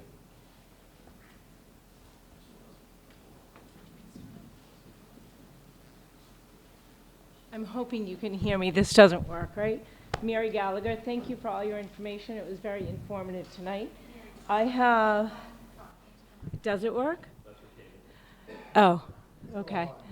I hope everyone else can hear. I have a question related to salt marshes. So salt marshes that are impacting Idlewell, Norton Street, Abigail Adams, Lauderdale, Great Esker Park. I think everyone in here knows how valuable the salt marsh is to our environment and to the climate. It absorbs carbon, it prevents erosion, it prevents flooding. Our salt marshes right now are impacted by an invasive Phragmites, which you've probably seen, the really tall common reeds. I did ask last year if we were going to do anything about this. I was told we had no money. Not an unusual response. But my concern is, if we don't do something about this, we're going to really have a very bad impact going forward. So right now, I'm watching as the waterfowl is no longer coming in. The beds are eroding, impacting people's properties. The end of Norton Street is completely flooded all the time. And I think the same thing is happening over on Green and River. That is from Phragmites there as well, along with other things. But we're losing fish, we're losing our birds, we're losing all of these things. I did notice that down at the beach, they were pulled out at the bottom of Lane Beach, which I was very happy to see because they were spreading greatly. And I'm just wondering, is there any plan to help with our salt marshes, which are really important natural resources for our town? I also note that it is expensive, but there are many other alternatives other than herbicides. You can get goats, for example. Goats actually eat the Phragmites between July and November when they're growing. So I'm wondering if this is something people could take a look at and put together a study or do something to help out with the salt marshes in Weymouth. I read a book in high school called Life and Death of the Salt Marsh. Are you familiar with that book? I am, actually. I wish I could remember what it said. Maybe more qualified It said answer. how important it was to Well, our that was my environment. takeaway, was the incredible importance of salt marshes, and you left out flood control. It's like the sponge Yes. that, absorbs tides. Jim, And you all got the any runoff, updates on too. anything in your department? If I'd known this question was coming, I would have dragged our conservation officer out. But you got anything, any perspective on this? You're the closest I have to a conservation officer here.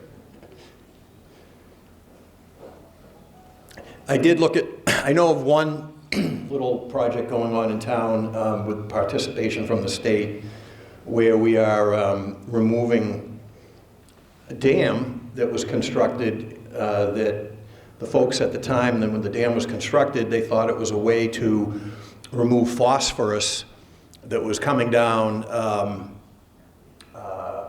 which river? Old Swamp, thank you. I thank you very much. I almost said mill, but I knew I was wrong when I said mill.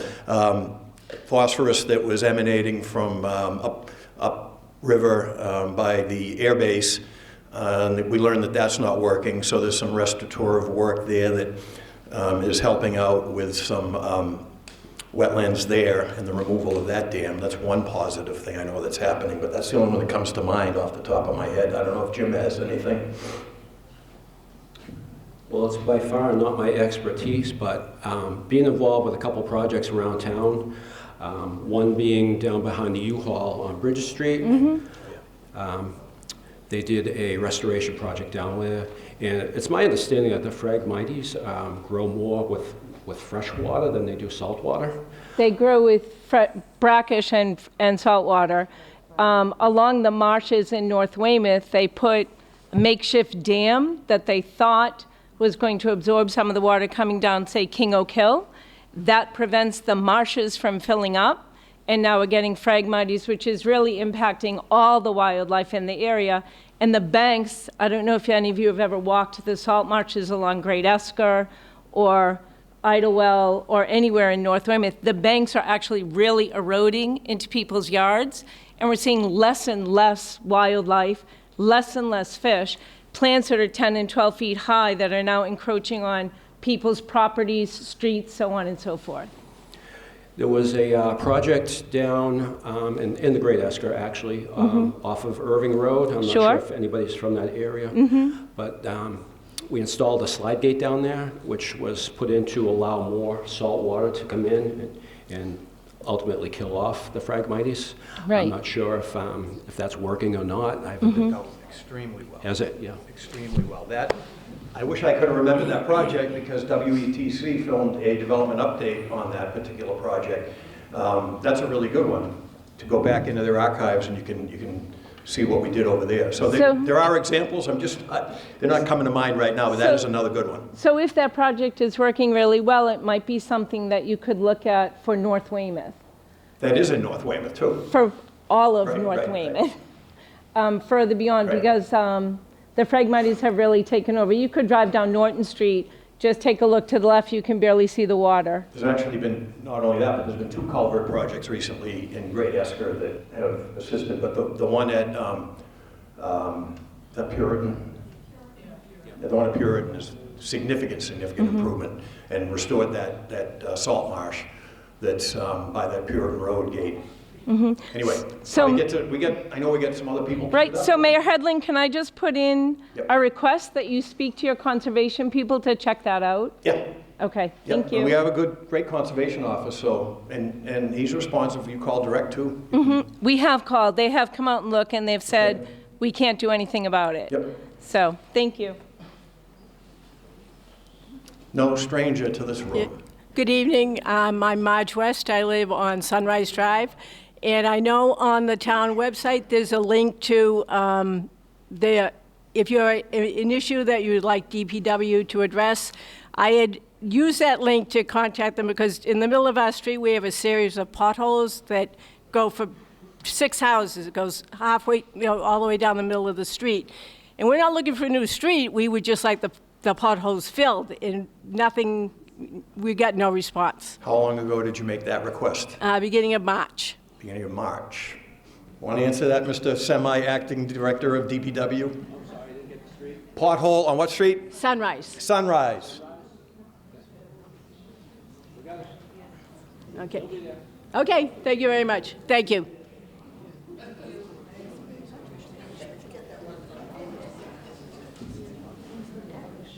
Hi, this isn't working? No, it's for the cable, so Oh, okay. just talk loud so I can hear you. Okay. I just have a few questions about the Johnson School. So the first question is, there are some air conditioners over there that are in the building, and some other schools don't have air conditioning. Is there any way to take the air conditioners not being used at the Johnson School and give them to another school? I can pass that along to the school department. I don't have anyone here from the school department with us tonight, but we can make a note of that. And then Ted's writing something down. Whether it's that, I don't know. He says he's writing that down, so we'll follow up with that.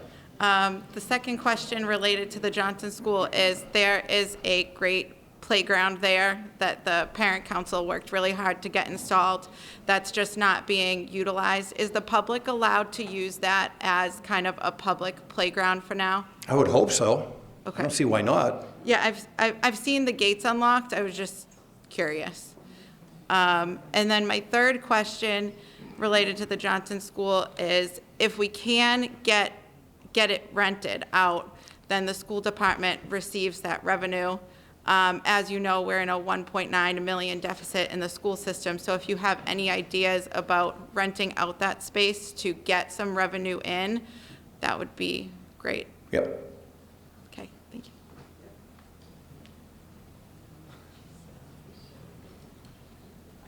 Hello. My name is Lisa Nolette.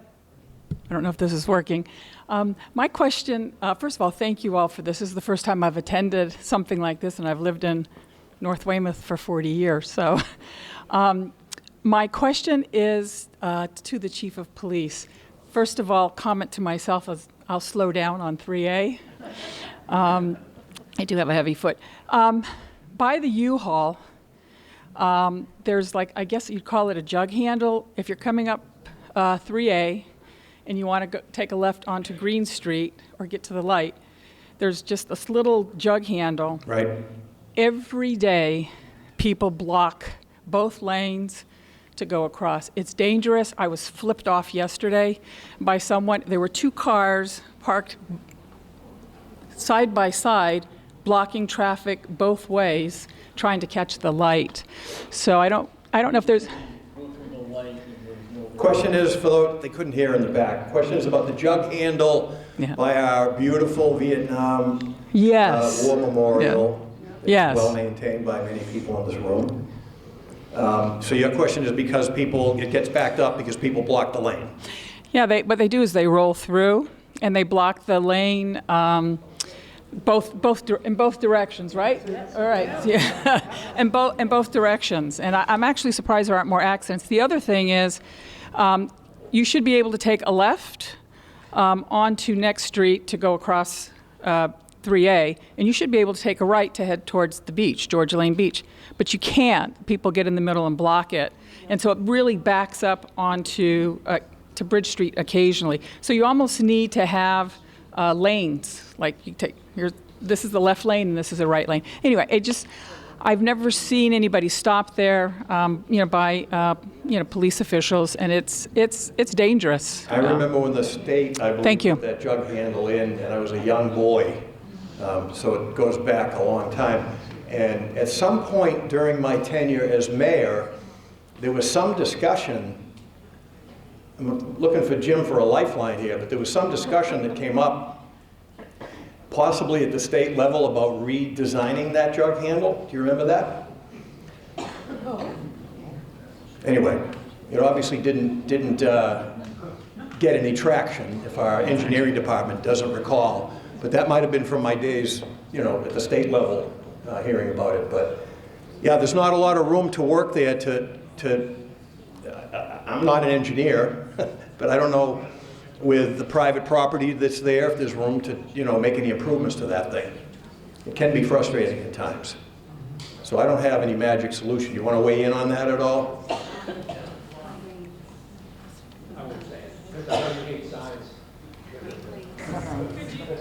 I just hate... If there was a sign that says don't block intersection.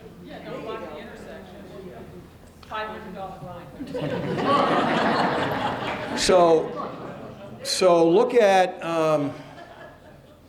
trying to think of a couple of examples other than Columbian Square, where we have a grid painted in the road where you're not supposed to block the box or block the intersection. And yeah, Green Street's an example right there, behind Dunkin' Donuts, so people can get in and out of Wayham and Barham and over in that neighborhood, and the idiots don't obey that. And you get idiots that don't obey it well, the idiots that don't obey it on Green Street are probably the ones going to Hingham, but the idiots that don't obey it in Columbian Square, it's a mix of Weymouthites and, Abington people, unfortunately. And I'd love, maybe we can get the police down there to look at the box and start writing tickets for blocking the box and add to your little catch. Just a note on Columbian Square, and this is just to serve a reminder to the chief that we are going to be making a few revisions up there to light timing and right on red signals, and we need to do that this coming month, right? Yeah. I got how many witnesses here that heard me say that? All right, next question. So I don't have a magic answer to that, and we're open to suggestions. Signage, I heard. Okay, fine. Put a sign up. Let me know how it works out. I just wanted to touch on something that Steve Riley was talking on about the speed bumps. Oh, I thought it was going to be the slide. No. Just so you know that it was talked about at the North Weymouth Civic Association meetings, is that we would pay for the speed bumps. We would pay for the install and the removal every single year. So it would be zero cost to the town, no maintenance, no nothing. We already have a spot to store them, and I think it would help immensely. At the New Beach, there was a car overturned recently in the parking lot. This week, Monday at 6:30, I was walking the New Beach. A car came up over the sidewalk and then overcompensated and went onto the oncoming traffic. It's right there. It's just a lot of traffic. Did that guy fall asleep? Is that what happened? Medical. Yeah, so whatever we can do to slow it down. Speed bump might not have helped in that situation, but. Yeah. So let me ask a question, an informal poll for those of you that live east of the beach, further out on the neck. Do you want a speed bump there or not? Yes. Who says no? So. I think the question is, like, if it's something that is done just for the summer, right. I think that makes sense. No, I get it. Yes. But I think 12 months a year, no, you're not going to be able to do it. I enter and exit every single There's no way DPW would want that there in the winter, I guarantee it. So here's what we'll do. If the chief says okay, and Jim McGrath, acting director, sort of semi-acting director, acting co-director, say, yeah, fine, then I say fine if they say fine. One big consideration is the neighbors, because speed bumps cause a lot of noise. So 5 in the morning, if cars going over it, you got it. And the first guy that runs over it, not knowing it was there, and it rips his muffler off, is calling, yelling at me the next day in town hall. So. All right. Well, thank you. But I totally agree, as someone that likes to go out and take a walk, even though I don't live in North Weymouth, but I like to take advantage of the beauty of North Weymouth, and I walk down that road a lot, or I ride. You've seen me numerous times on my bicycle and on foot. Yep. It is horrific. And if the people that are speeding on Neck Street at night, where are they going? They're going home to their own neighborhood, right? How often do you pull someone over that requests traffic enforcement in their neighborhood, and then you pull them over and they don't want you there? It happens a lot. So I have no problem with traffic calming measures down there, even though I don't live down there, and some of you might not like the traffic calming measures, I don't know. But if these guys are fine with the speed bumps and we'll follow up with them, I have no problem with it. So I'm getting nods, so. Yeah. I think, though, you ought to have that portable sign up to let people know, to get used to them, so they're just not surprised by them. And have that flashing board up, maybe. Anyway, Hello, can you hear me? that's not designed for everyone here to hear you, evidently, but I'll repeat your question. Thank you. Linda D'Angelo, North Weymouth resident, about 65 years now, president of Back River Watershed Association, and of course, I love this event. Thank you, North Weymouth Civic Association. The Back River Watershed Association is always happy to work with you, and of course, the Headland administration has been fantastic supporting the Back River. And you talked about salt marshes and the importance of salt marshes, and those culvert projects that were done in Great Esker Park are enormous because we had a failing road in Puritan Road. It was affecting people's cellars and flooding, and the salt marsh restoration project over there was a very important project. We talk about the value of our river, our wildlife, our bird life, and so forth. If we have pollution in our river, it's going to take away the value of all of that. So those are huge projects, number one. When you started to talk about dam removal and so forth, it brought to mind the concept of Division of Marine Fisheries doing the feasibility study. You were talking about dam removal. You met with someone from the state. It's just something that we're excited about, trying to get our herring all the way up to Great Pond. That was their ancestral spawning ground. It will increase herring population, which we know is incredibly important to the fisheries. I wondered if you'd give me a little update. I know that there's some funding for the feasibility study. How is that going? I was talking last week with this guy, and I can't think of his title right now. I apologize. Works in environmental affairs, and he's actually East Weymouth. Oh. Excuse me, East Braintree kid that's very familiar with the area.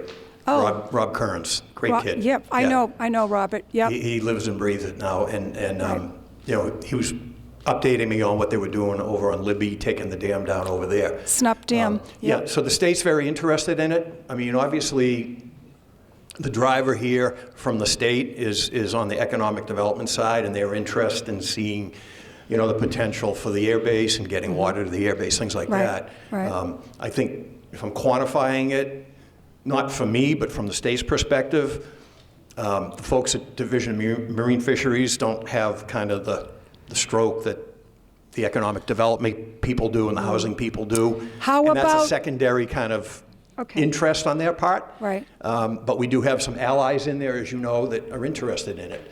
So, and they don't have a lot of money to throw at us, in a major way. But they are interested in participating in the dam removal, things like that. That's what they've told us. But, obviously that's kind of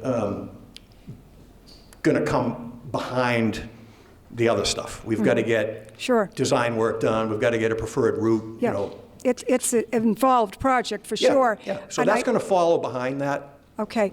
The other thing, the point I think that could be raised about this, what are we hearing from the fisheries industry?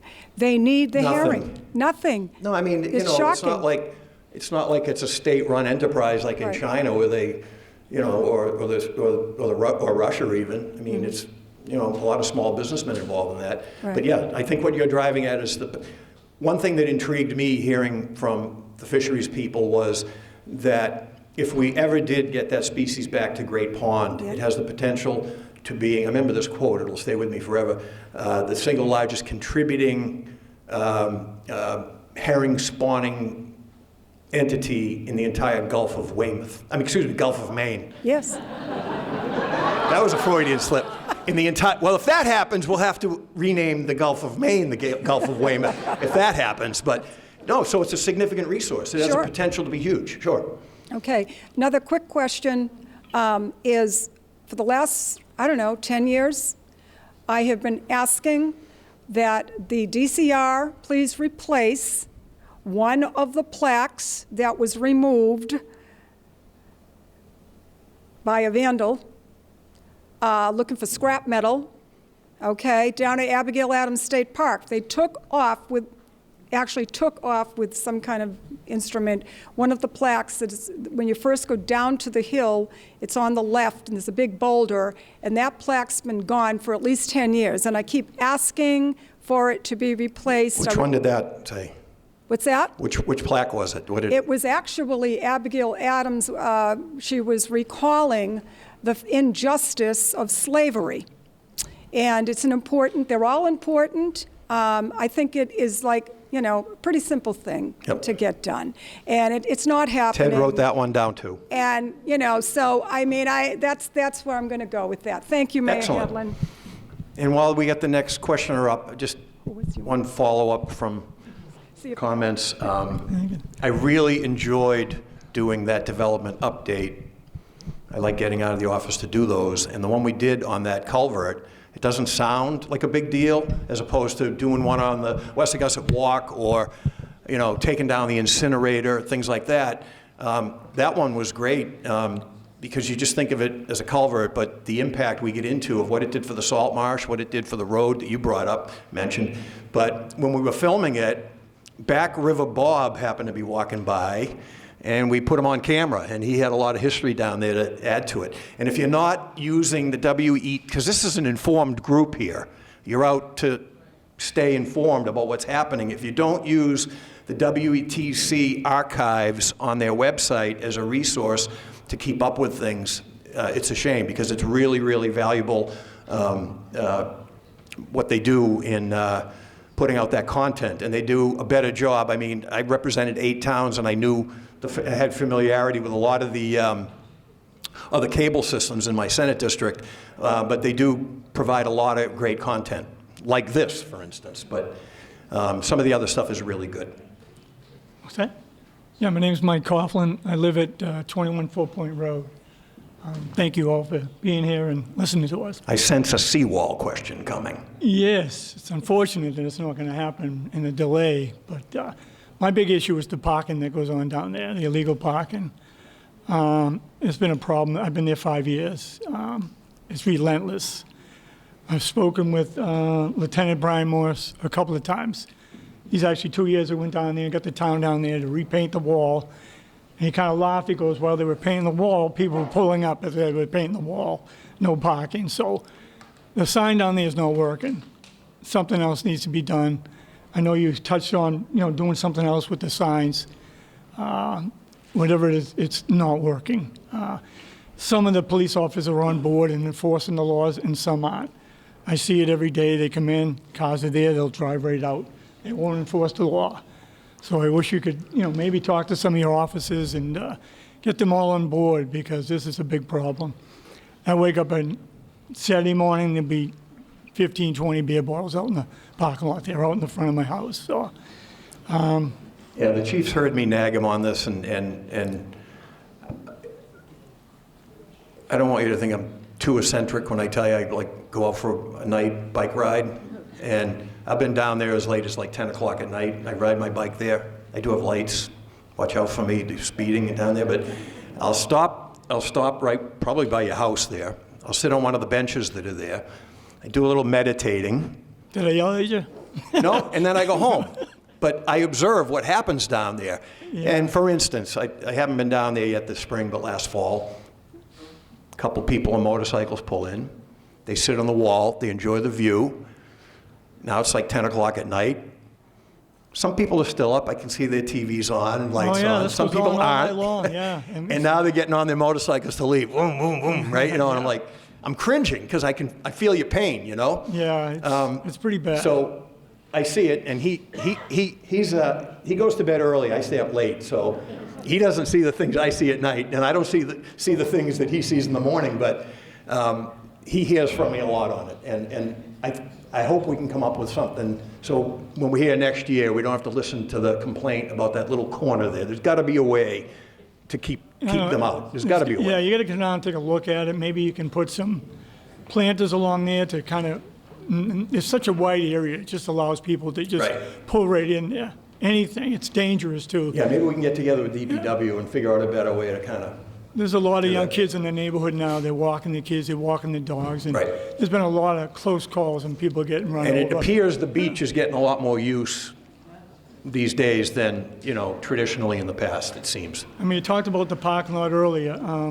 I've witnessed in the summertime on a busy hot day, there's more people parked on the side streets than there are in the parking lot. Right. All of North Weymouth. All up and down Next Street, River Street, Four Point, all the side streets, and there's 30 cars in the parking lot and 40 cars on the streets. I don't know why there can't be some type of a sign, residential only parking, anything like that to keep this from happening, enforcing that. It's more revenue for the town if you I'll give you enforce the the law. mic if you want to comment. Ticket and tow. My first one is a big sidewalk down Brooklyn Road, does that work? Big. A sidewalk along Four Point Road? Yeah, absolutely, yeah. Yeah. Something that's going to shrink the road. It's so wide right now. It's really wide. It just allows people to just pull right in. And then it just keeps going down. I've counted 22 cars in a row. Right. Sticking, right out in the middle of the road. It's a two-way lane. And there's people just everywhere. It's insane down there.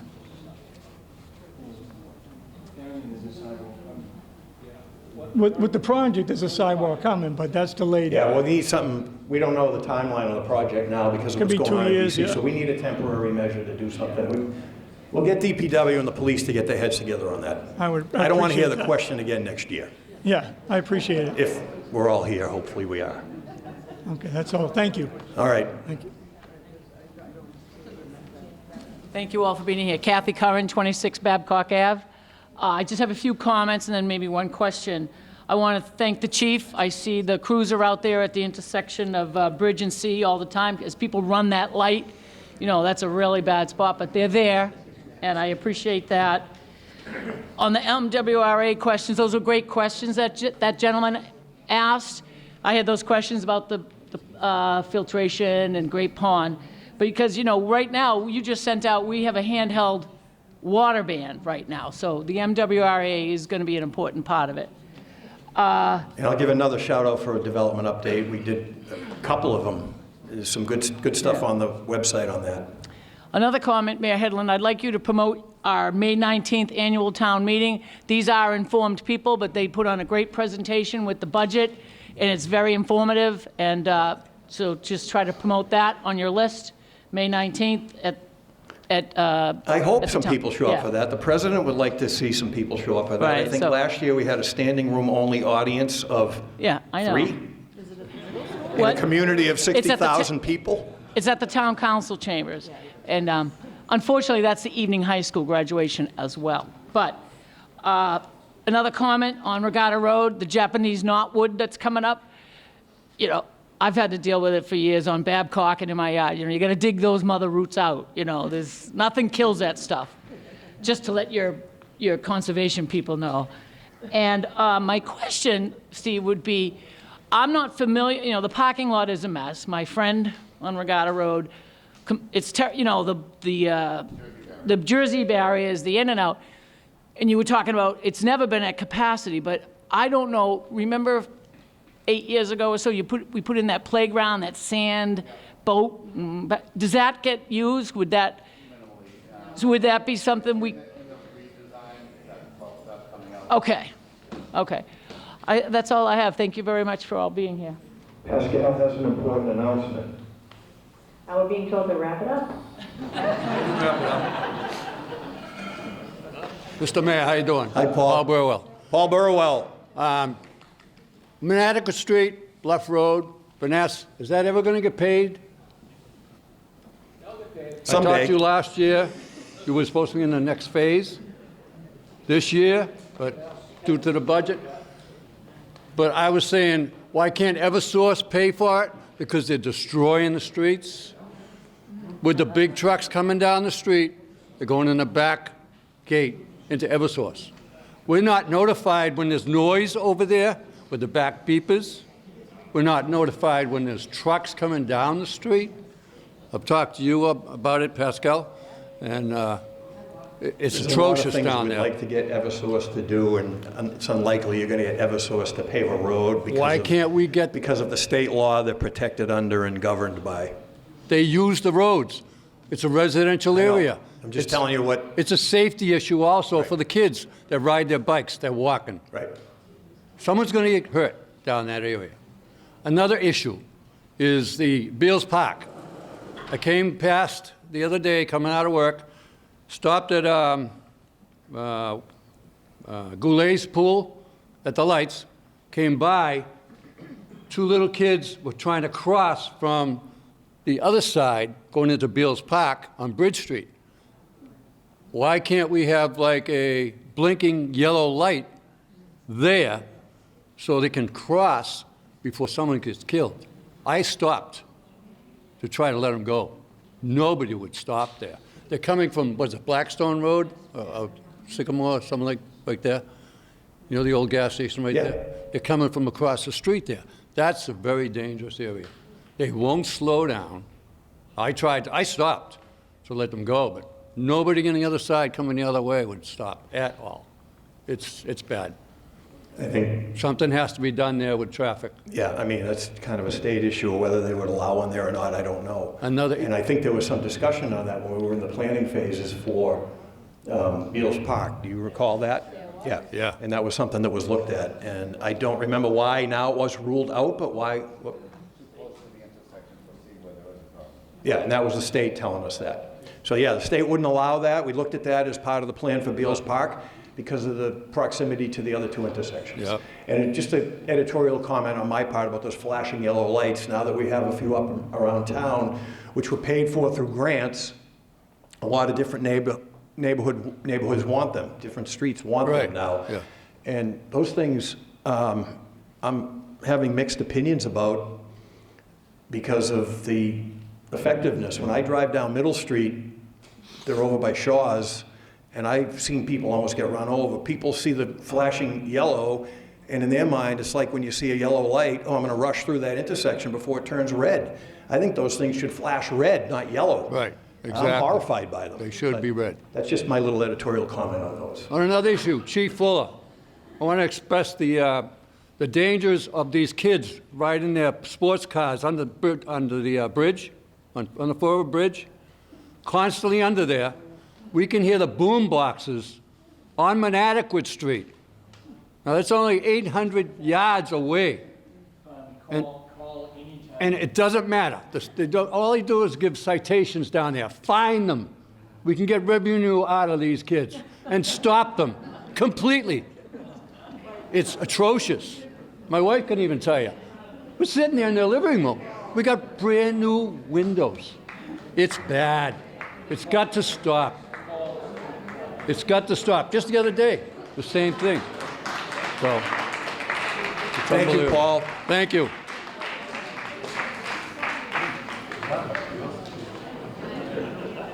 Hello, sir. Good evening. I will make it quick. I'm just curious about the eyesore of 3A, and most everybody here knows me. The eyesores of 3A. Yep. So every time I'm at Lowe's, I just see the old Chafangchin. I know our hands are tied with Are you that. talking but about just all of them, any of them? mainly the one near Lowe's because I'm traveling there a lot. I don't know Use this because I can't hear you. All right. I think we got our final question of the night. I'm just curious about the eyesore of 3A by Lowe's.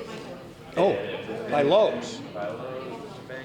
Yeah, no, I mean, we got, if I had a nickel for every developer that knocked on the door that eyes those two properties, Tufankshin and Arbor. And Yeah, the Arbor Inn. Arbor Inn is only 30,000 square foot lot. It's very small. Doesn't give you much redevelopment potential. And I don't want to speak for the guy, but I think he would be interested possibly in selling. Whereas Tufankshin right now, for a host of reasons, and I think we've covered this almost every year I've been here. Yeah, I know. He had these requirements with Toyota, and then he has some family issues where they're not in agreement. Yeah, well, yeah, we did. We pulled his used car license from him to give him a little motivation. And I don't know all the family members. I do know George. He's a great guy. You know, I've had a couple conversations with him, but it's a family is not in consensus on what they want to do, which doesn't make any sense because it's just sitting there. Right. You know? So something's going to happen at some point, and, you know, I said it, if I had a nickel for every developer that looked at that, one in particular, who's done a little bit of work in Weymouth, he's kind of well-known on the South Shore, more in other communities, but I knew him from my days in the Senate, came in with an unbelievable, beautiful plan for that site. And he just couldn't get them off the dime. It was something that we would have loved to see happen, you know, the gateway into North Weymouth from Hingham. It was spectacular. Yeah. And it's a great spot. I mean, Bob Luongo and I took a little tour of the Arbor Inn a few years back. And, you know, people laughed at me when I told them the upper level was all remodeled and beautiful fixtures in the bathroom, new carpeting, new beds, new linens. I mean, it was nice. And down below, not so nice. And I think depends upon the customer, it determines where he puts them. Yep. But the view from the backside of that building up there is incredible. Yeah. Beautiful. Right over the park. Yeah. Oh, the entire river and the Gulf of Weymouth, beautiful view. So, Thank you. thank you.